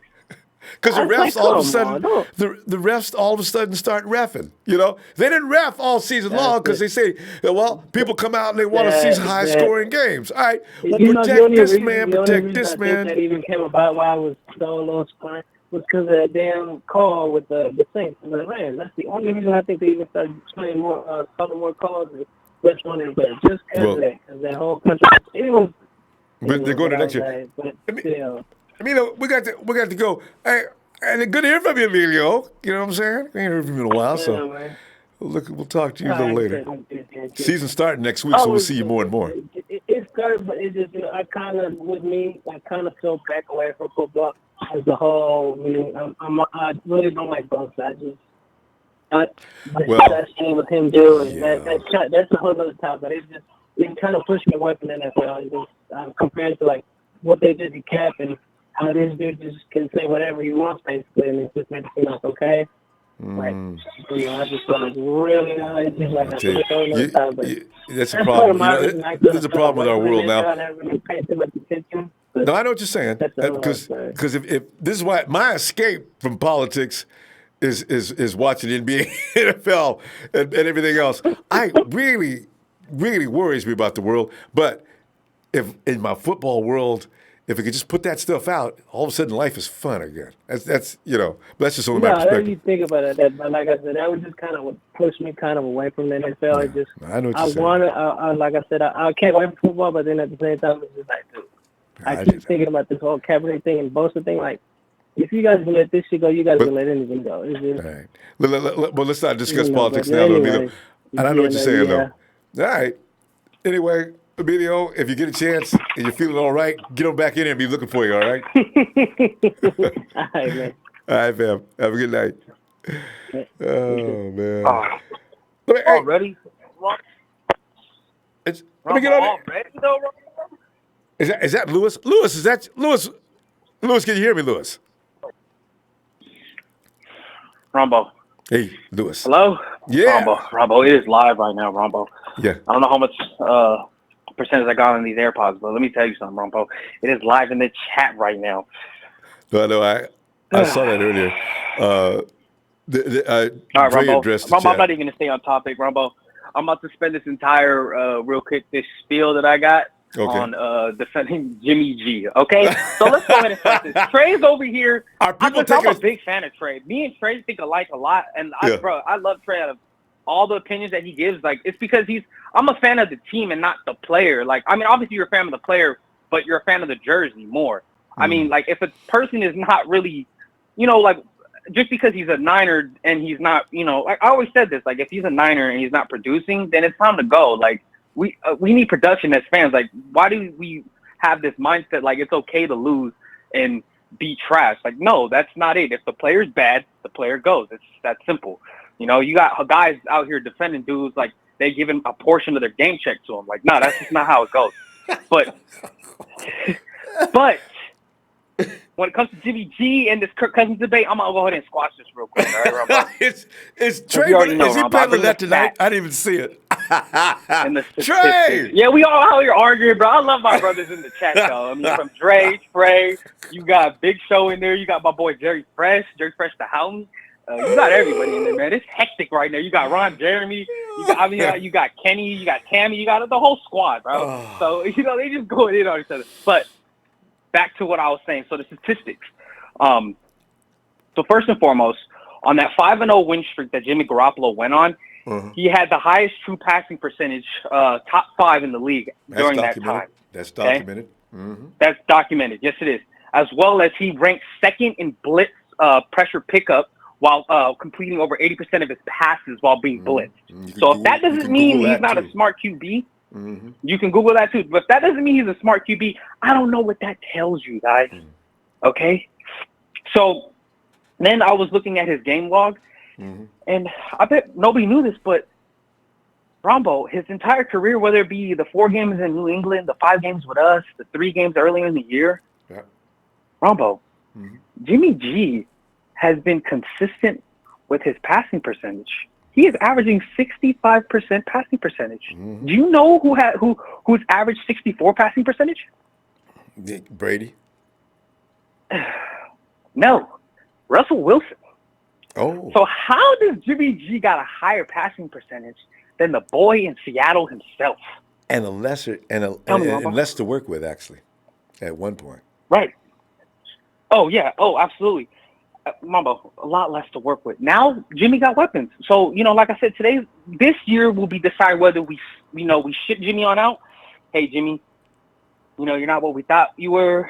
I hate to say it, Jimmy, but it's just not working out. You're not what we thought you were. But Rombo, like I said, there's no excuses. But again, to actually assess Jimmy Garoppolo, you can't, on the games he's had and the last season that he missed, you can't give him a fair shake. You got to let him play a whole season to see what we got. But from the analytics and statistics that he's already put up, I mean, he's shown to be a decent QB. No one's saying he's elite yet, but he's average or above average.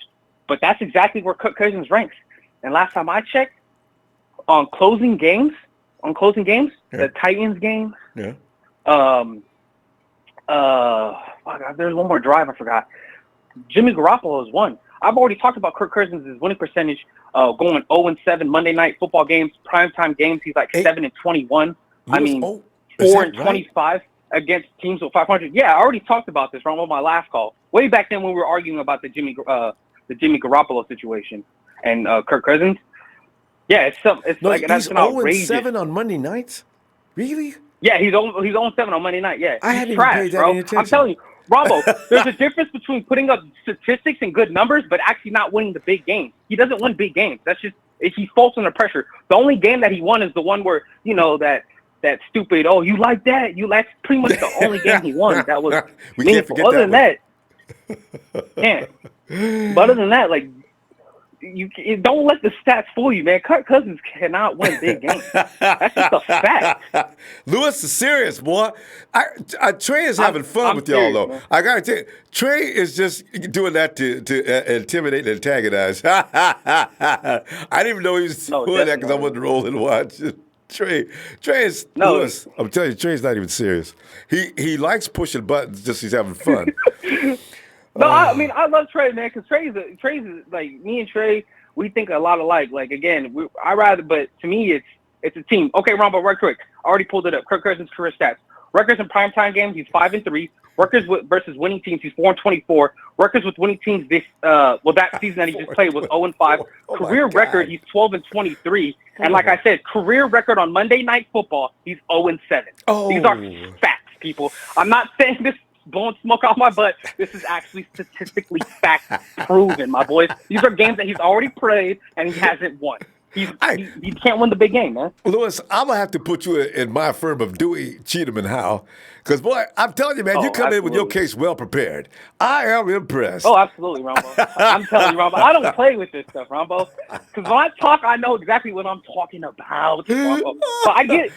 Like I said, my whole point why I backed up Trey was because he's talking about longevity as far as, when Jimmy got hit with the collarbone and Jimmy tore his ACL. I can get that. But if you want to actually do pound for pound who's a better quarterback, it ain't Kirk Cousins, bro. And that's just a fact. I am surprised we haven't heard the bong, bong. Lewis, we got to go, Lewis, because we're out of time. And bring back, save some for tomorrow night, will you? All right? Because Trey usually likes to make his entrance on tomorrow night. He's preparing his case even as we speak. If I know Trey like I know Trey. He is. Oh, definitely. Tomorrow we're going to hear the bells. More research, man. Facts. If you on Ronbo, I'm calling in. Hey, Ronbo, real quick, though. This Kyle Shanahan thing, just real fast. Kyle Shanahan thing, come on, Ronbo. Fast. That's not even like, we shouldn't even be having this discussion. Like, no talk, Ronbo. We shouldn't be having a discussion. Kyle Shanahan started his first career year with Brian Hoyer. Let's remember that, people. Brian Hoyer, and he lost his starting QB the second season. How is that a fair shake either? Like, dude, Kyle Shanahan is praying to God every night, please just give me a healthy quarterback with a decent arm, and I'll do the rest. I'm telling healthy team too, yes. I got nothing but faith in Kyle Shanahan, and I don't want to see him touched. I don't want any discussions in the front office about firing him. I don't think there is. So we're going to see what happens this year, and hopefully guys will stay on the field. Ronbo, Colin Cowherd, who's known for saying a lot of clown statistics, Colin Cowherd himself, you know Colin Cowherd. Yeah. Hey, he said Bill Belichick next 2 years.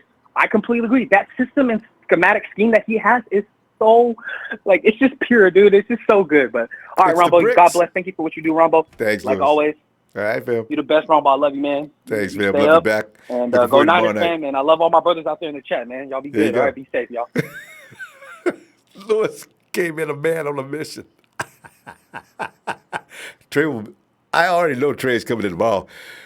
And he'll definitely have a rebuttal for all that. Hey, Roberto!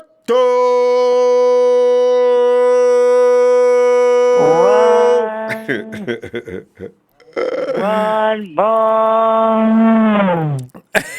He's added some sound effects to it. Rumble. Wait, hold up. Wait a minute. This is the Roberto show. Oh, I was getting ready to put some red and gold in it, Roberto. Trash ain't being I got too much red and gold in it, man. It's all running all over the floor and everything, building up. Hey, Roberto, you're the guy that. Go Red ahead. and gold in it. Roberto, you're the guy to ask on this. Yeah. Do you see? Yeah, what's up? Well, do you see any quarterbacks in the upcoming season? Are any of them scaring you? Nah. No. Okay. Let me give you some names though. Okay, Aaron Rodgers. Does he worry you? Nah. Drew Brees. He don't worry me at all. You don't. How about Brees? Like a little bit, but not that much. Man, I'm not. You know, I'm not even scared of Aaron Rodgers. You know, he's a crybaby because remember we were supposed to win in Green Bay, but you know the refs gave it to the Packers. You know. It's funny though. Aaron Rodgers does complain a lot in the last 2 or 3 years. He's not happy with LaFleur over there calling the shots, from what I heard either. And he's not really crazy about his offense. I think that's LaFleur over there. No, who is that? The new Packers. I think it's LaFleur. Anyway, he's had a little problem with the offense. So Aaron does have a tendency to complain because he feels like he's famous and people should listen. Yeah.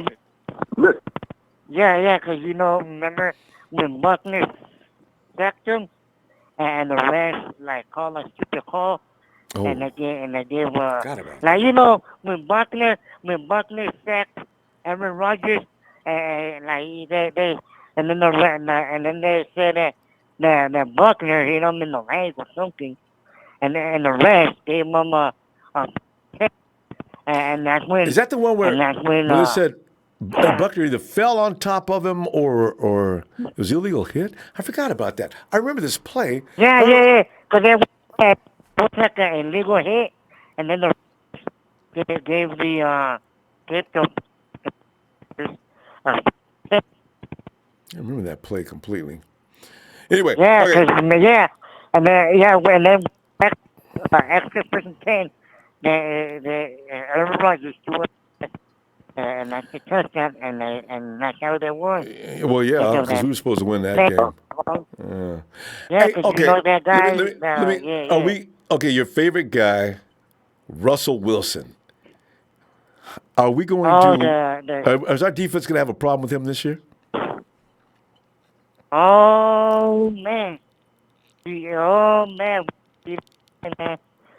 know. This time, man, he ain't escaping, and this time, he's gonna know who are real, because we are back.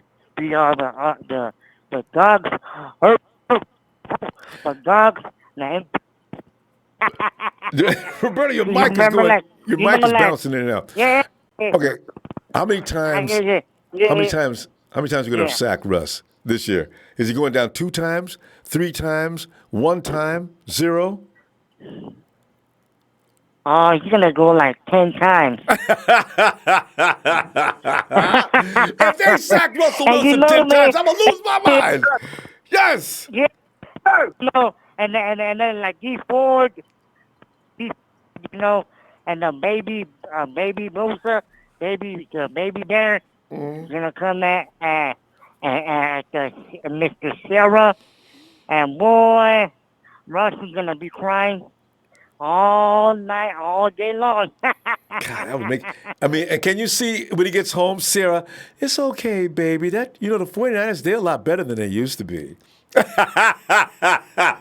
Russ will say, "Nah, they not. What you trying to say?" They're not even that better, because they don't got no more.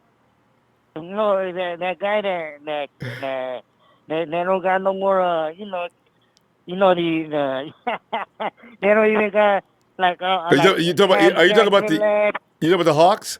They got. First of all, there's no Marshawn Lynch. There's no Doug Baldwin.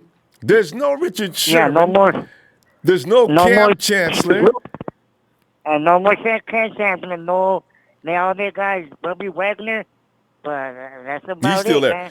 I didn't feel like going through the whole lineup, but they lost a lot of blood. Because it's not even the Seattle Seahawks. It's Seattle, Bobby Wagner, because that's all they got. And that's the only Seattle Wagners. That's the only thing. Is defense. The other ones are trash. They are bench. Going to the bench. You suck. All right. Well, Roberto, I tell you what. We're going to go because I'm going to see you tomorrow if you get some time, because it's Monday night. And Roberto, fam, let's have a good day, will you? Oh, yeah, man. And you know what? Niner Empire is around the corner. Football season is back again, man. We're going to the playoffs, and we're gonna win our first playoff game. In years. We're gonna play. Yeah, we're gonna win our first. We're gonna win our first playoff game since 2013, man. There you go. Levi, you already know it, man. All right, bro. It's getting late. I'm gonna go because we're gonna see if we can get a few more in here before we say goodnight. All right. See you tomorrow, Roberto. All right, Rumbo. Go in there, Rumbo. Rumbo is the man. Peace out, man. Thanks. Much love, man. Not Empire. Back at you. 2019, we here, baby. Peace out. All right, Roberto. And let's just shoot over real quick to Niner Gang. What's up, Ronbo? Niner Gang, sitting here wondering if we should be trembling over the quarterbacks we'll face this year, or is this a big joke this year? If anything, those quarterbacks should be trembling. I mean, what do you look at this year as a huge obstacle or a walkover, or by chance, is there some danger on this schedule this year? You know what? I think looking at, so we play 13 different quarterbacks this year, right. And I think only 5 of them really scare me. Yeah. I mean, maybe 6. So I'll do 6. So I did Could a be a list. surprise in there somewhere. Usually the top 5 ones I have. Number 1 is Breeze. Number 2 is Rodgers. Everybody's Number favorites. 3 is Roethlisberger. Number 4 is Matt Ryan. Yeah. And number 5 is Russell Wilson. So, you know, Russell Wilson, you know, he got a contract. He's going to have that swag. And, you know, I think he's still performing.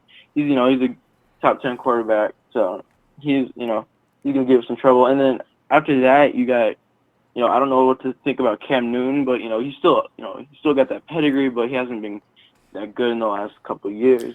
Other than that, you know. Now again, you know what? I actually see some INTs. If he's gonna go away from Christian McCaffrey too much, if Newton starts throwing them rifle shots down the middle of the field, I see him having a long day this year. So. Oh yeah. Yeah. But then, yeah, for sure. He kind of turned into a noodle arm. Not gonna lie. So. I know, right? He's not. Well, he doesn't look the same last year. You're right. Yeah. After that, I think they saw him stop running so much too. He wasn't running as much as last year. Well, he shouldn't be anyway. How old is Cam's? Got to be over 30 right now, right? What is he? 31? No, because he came out of college in 2010, I think. Yeah. I think Cam Newton is. Here, I'm looking it up right now. Let's see. Cam's got to be 29. He's taken in the 2011 draft. Yeah. Oh, he was born in the 80s, so yeah, he's 30. He turned 30 this year. Yeah, see, Cam needs to stop sprinting down the field and daring somebody to tackle him, because can you imagine him running down the field and getting wrapped up by somebody like, God, dude, what if he doesn't want, you know who can run him down by now probably? Armstead, guys like Armstead and Forrest Buckner, slamming him down to the ground. Sure. Those guys are big guys. That's 285 pounds. That's not what Cam needs. So, you know. Yeah. So, but he is somebody I am concerned with because of what we've seen him do in the past. So you're right about that, though. We need to be careful about it. But, I mean, the only time that they beat us is when we had we beat them consistently with Alex Smith and Kaepernick, but when we had Blaine Gabbert and Brian Hoyer, that's when we were losing because they were throwing picks every drive. So. But past Newton, I got 2 more quarterbacks that, you know, could give us the trouble. Who's that? Actually, I think just one, and that's Baker Mayfield. But other than that, I mean, Goff. I know, like Goff. I think he's a system quarterback, and I do too. He only thrives in the play action. So, and then other than that, the last 5 we have. You got Jackson. You know, he's. I feel like he can improve, but I don't think he's a good NFL quarterback. And then down in the bottom 4, we got 2 veterans and 2 rookies. I put the 2 rookies at the very bottom just because they haven't proved nothing. Lamar and you got Dalton and you got Haskins and Murray. Haskins and Murray. Because I doubt Case Keenum's going to be starting. So, and then you got Dalton and Winston, and they're just trash. So, I can't believe Dalton's really trash, but he has looked really strange the last couple of years. Yeah, I wouldn't. Yeah, I guess so. He hasn't been performing good. Dalton, in past years was good. And Jameis Winston had a good 2015, but other than that, hasn't been right since. But I mean, he does have Bruce Arians, so I know, but I hope Bruce Arians decides to air the ball out because that's how his offense is. I hope they decide because to air it out get on the picked. 49ers. Go ahead, Bruce. Throw that ball deep. Shoot. Yeah, man. we'll have Sherman pick it off. We got Sherman and Witherspoon. It's easily going to be picked. It's going to be thrown off. First of all, he's not going to have time to sit back there and wait for long routes to develop. So go ahead, Arians. Please throw the ball deep. I can't wait. They can't be that stupid, Niner Gang. They got another plan. They're gonna try to cut up the middle of the field. Otherwise, that's just suicide. But if they run the ball on us, they're gonna get stuffed too. Well, yeah, but that's gonna be better than going deep downfield. So yeah. But that's Bruce Arians' football, though. So we'll see. All right, and then outside the quarterbacks, I think we'll be fine. I think the first 2 weeks, if we sweep the first 4 games of the season, we go 4-0, and we beat Roethlisberger and Mayfield. That's all the confidence. I mean, honestly, if we had full health, let's say we had full health the entire 16 games, we could go 15-1 because if we can beat Big Ben and Baker Mayfield. They're two offenses. We could be anyone. And confidence would be crazy. And the other topic I wanted to point out when I came out here is the reason. Okay, I've consistently said the 49ers are going to go 11-5, right? So I'm not talking no wild card no more because the reason the 49ers are going to win the division this year is because the other 3 teams in the division, their schedules are rough. Like, they're as rough as ours. I mean, they're rougher than ours because their schedule is pretty, it's pretty decent until the last couple of games. Does somebody in our division, do the Rams go to Europe this year? See, I've been on a website where I can see all the schedules. It doesn't show where they're being played at. Okay. But I doubt Seattle goes to. I know Seattle doesn't go to Europe, and I don't think Arizona. So I think maybe the Rams do, but I don't think so. I think it's always a Jacksonville who goes to Europe. I know there's something going on with Jacksonville in England. So, wait a minute. Yeah, with the division, the Rams they got a tough schedule. They got to play. I mean, I'm not saying the Panthers are better than the Rams, but the Panthers are at home, and then they play the Saints. Then they play the Browns. Then they play the Seahawks on the road. Then they play the Falcons. Then they play the Steelers, the Bears, and the Ravens. Yeah. So that's always tough. Always, but not as it used to be, but it probably still will be a contest. But then again, we got to cut it. We're going to run out of time here because it's getting a little late. But I tell you what, be back tomorrow night if you got some time. Oh yeah, for sure. All right, man. All right, before I go, Ronbo, shout out to Nothing But Niners and the Nothing But Niners crew. Shout out to Jerry Fresh. Shout out to Distinctive Brian. Let's get him to 2,000 subscribers. And shout out to you, Ronbo. Thanks for having me on once again. Hey, anytime, not again. All the time, in fact. All right. Have a nice night, huh? Yeah. All right. Okay, let's see. I'm gonna get it because I gotta take a little boy break. But let me see. Hey, Danny.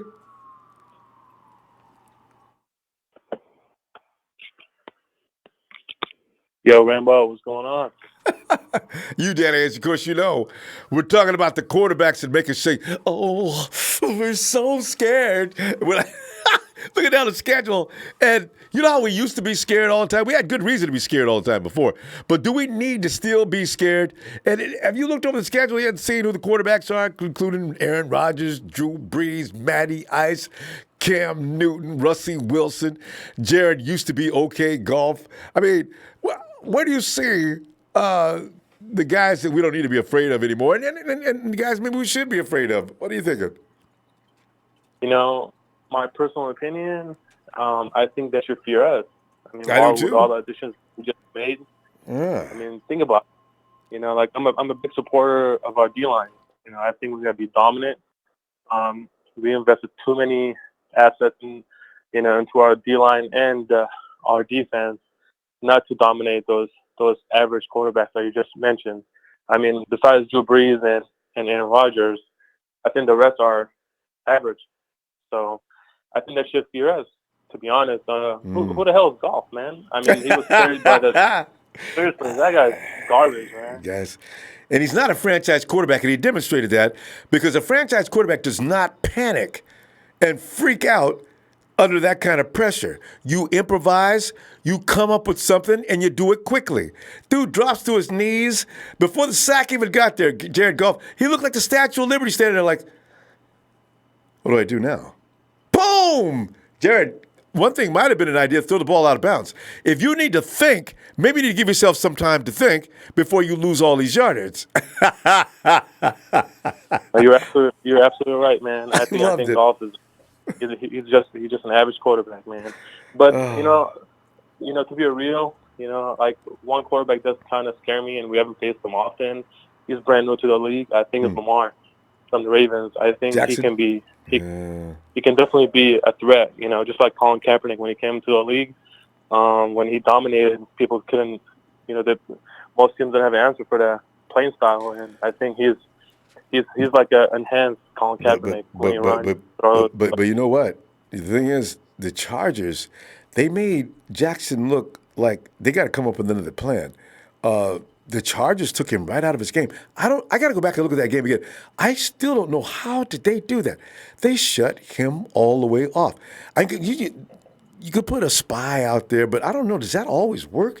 Because that was an easy win for the Chargers. Of course, the Chargers are tough, though, so it's interesting.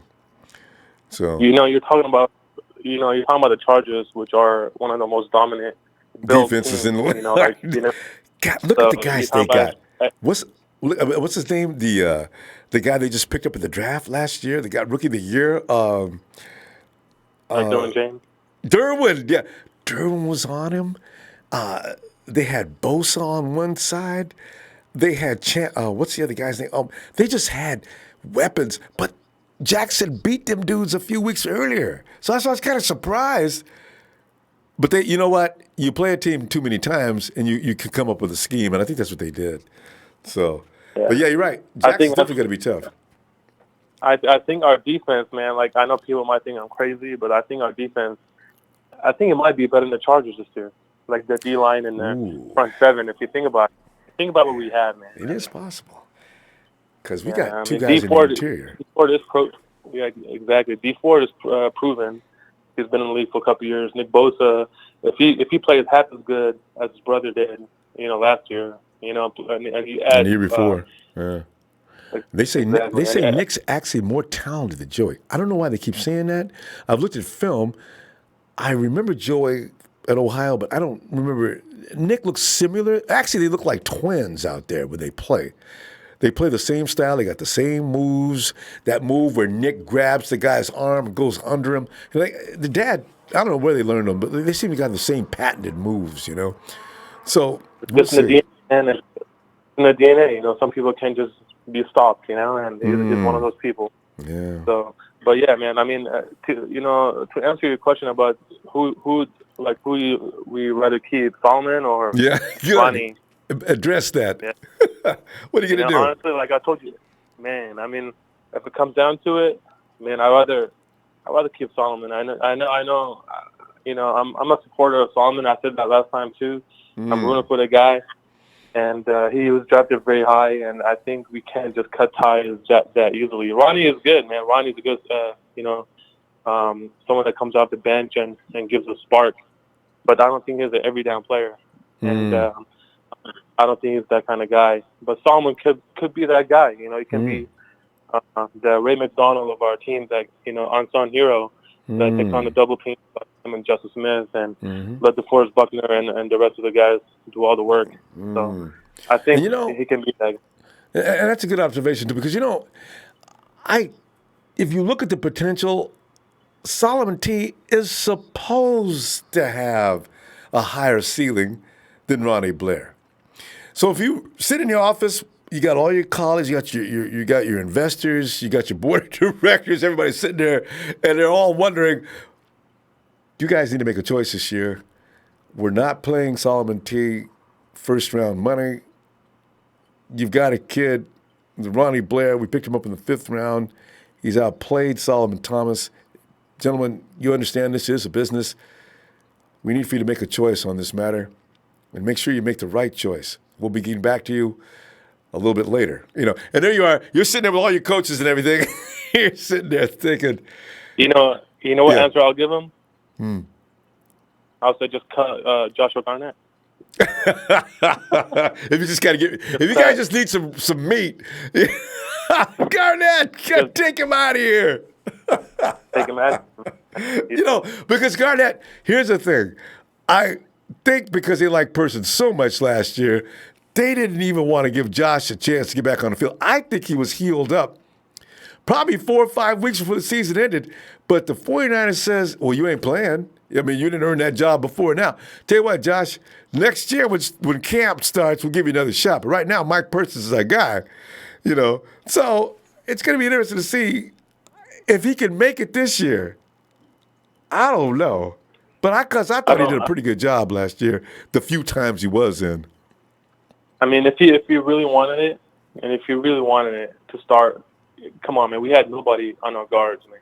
I know. I mean, he could have stole that job long ago, but I don't think he's hungry enough, man. I mean, he could tell Solomon's a different mindset. He Solomon's been through some hard times, man, and he's still trying to. I know trying is not good enough. You know what I mean? No one knows the second guy. You know what I mean? So. And it'd be unfair to judge him. They're both going to get another shot this year. Ronnie Blair, I'm sure they're both going to be. Neither one of them's going to get cut this year. I don't see that happening. They're definitely not going to cut Solomon Thomas. And Ronnie Blair, it will be a foolish move with the production he's going to give you. Although I don't know what Contavia Street. This is really. You can only. Man, this is going to be crazy to see who they lose and who they keep. We'll see. I would keep the guys that we drafted and built, man. I mean, I would cut Dave. I'll cut all those guys that we got from undrafted free agency and possibly even Julian Taylor. I know a lot of people are in love with that guy, man. But if it comes down to it, I'll keep Ronnie. I'll keep Street. I'll keep Eric Armstead. Keep all your draft picks. I mean, those guys come inside and out. So I would keep those guys. But Julian, I think he has a high ceiling, but he's a development kind of guy. So and I don't think we have that kind of time or room sit there anymore. With his body. All right. Good stuff, Danny. I'm going to go, man. I'll tell you what, if you get some time, look for you tomorrow night, okay? Absolutely, man. Good talking to you again, man. Thanks, man. Hey, just a quick shout out to all the faithful, and I appreciate this program you built for all of us to just come together and break bread together, man. Hey. Appreciate all of this, and keep up the good work, man. Thanks, Danny. Look forward to breaking some bread tomorrow night if you got the time, all right? Hey, have a good night, bro. All right. Oh, man. Well, fam, we came, we seen, we delivered. That's an interesting. The Solomon team versus Ronnie Blair's, man, was that Adam, right? Adam. Came out of nowhere with that question. Like, hit me like, I felt like I got a splash of cold water. Whoa. What if you had to make that choice? What would be fair? Ronnie Blair's age, you said, hey, what did you do? Excuse me? You had a choice between Solomon Thomas and Ron, and you took care of Ronnie Blair's done how much for you in the last couple of years? How much Solomon done? Solomon's had some extenuating circumstances, so we think that we need to look at him a little further. Listen, there's other teams out there. I'm sure Ronnie's going to be able to sign up with somebody really quickly. That's not the point, guys. You abused my dude. We get in a big argument in there. Niners knock 'em cold says, can I get a big shout out to Kuzo? Is that Cuzzo? Ricky Ewing. Passed away today. Oh, this is not a good situation here. Passed away today. Sad loss for Niner Empire. Wait a minute. Are you? I'm white, married into a family in the 90s. Some family hated me being white, not being Kuzo. He made me fam day one. Niners not gonna be that cold. Explain this to me on a DM. Your Instagram or Twitter. This is very interesting. But if you're serious, I'm glad to hear that this is working out. All right. I'm sorry about your loss. Lamont Brown said, what's up? 49ers favorite from Washington, D.C. Lamont. Hey, Lamont, that was Lamar that called it in there, right? No, Lamar, yeah. We talked to you earlier today, right? Near the Maryland area. And Jeff Tan says George Kittle ready to stiff arm like Barry Sanders. Barry he would stiff arm, and Barry be making you look bad before you even get there. So by the time you went to get him, you're already in the wrong position, and he couldn't tell. Alonzo Westbrooks, about Niner Empire for life. Love what you do for us throughout the offseason into the new seasons. Alonzo, thank you, fam. It's a pure pleasure. Honestly, man, I can't stop talking about the Niners. I just can't do it. So I'm glad you joined me is what I do. Kiki Warren, what up, faithful fam and the haters? Kiki's even acknowledging the haters. And if nothing else, the entertainment on the chat tonight. And I warned you about Trey tomorrow night. Lewis thinks he got Trey. Boy, Trey's getting this stuff together. Oh, it's going to be terrible. Hey, Break Davis, Ron Beasley, what's good with Break? Hey, you, fam. Daniel Andre says, Ronbo Sunday prime time. Would you change the name? Ryan Hardy, Ronbo, no BS. If we stay healthy, we really have a chance of 3 down linemen. I can tell you, when you yell at your headphones on.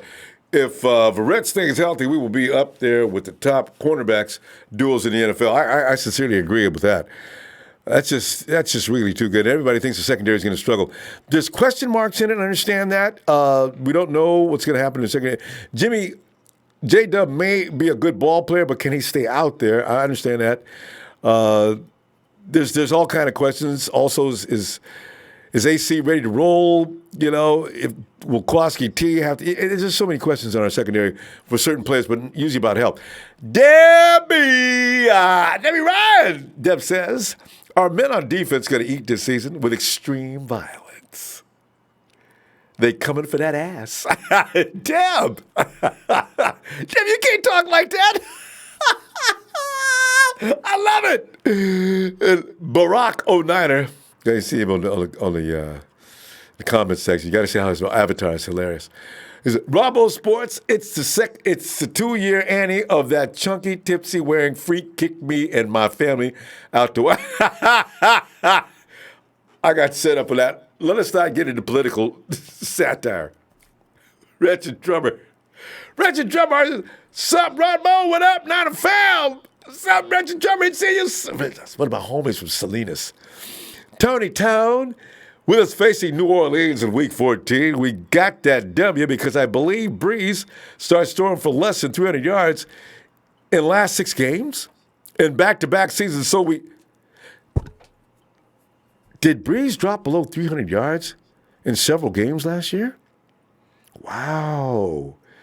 Could the Breeze magic be maybe coming to a close?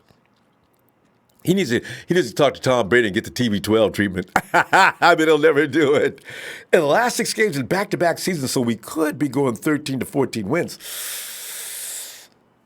Hank Mooney, he said, my Week 1 picks are Eagles over Washington, Rams over Panthers, and Niners over Bucks. Go on to the game, and how do you feel? Hank Mooney, I feel like you're right on the right page. That looks good to me. Niners look good on both sides of the ball, at least on paper. I know, but let's not leave it on the paper, Niners. Get out there, get hungry, get mad. You've been abused too long. Get out there and kick some ass. Let's go Niners. Rousseau's, I hope Quan, Warner, Bosa, Ford can come close to Bowman, Willis, and Smith. Wait, Bowman, Williams, Smith, and Smith and Smith. Don't you love it? Sounds like it's either a firm or a company of some kind. Smith & Smith.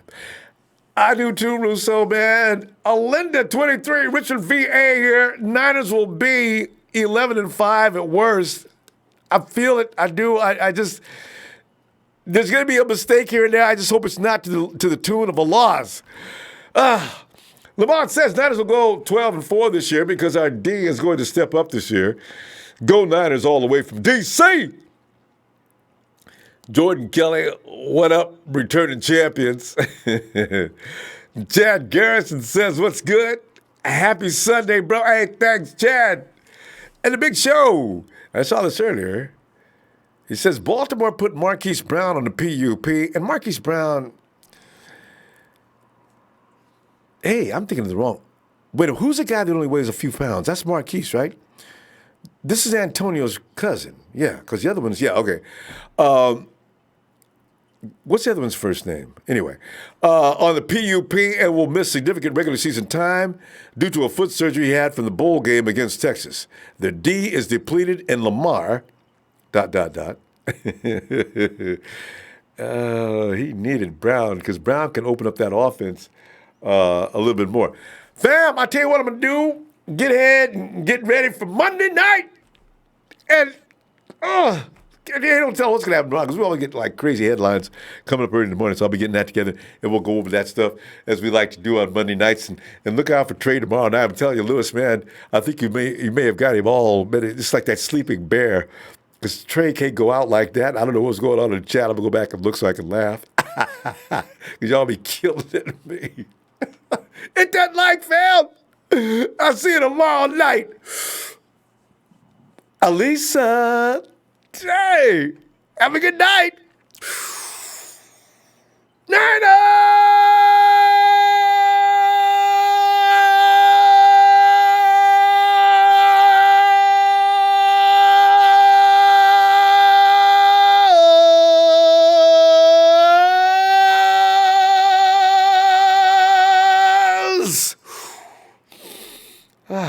It always works best at the end, you know? Shucks.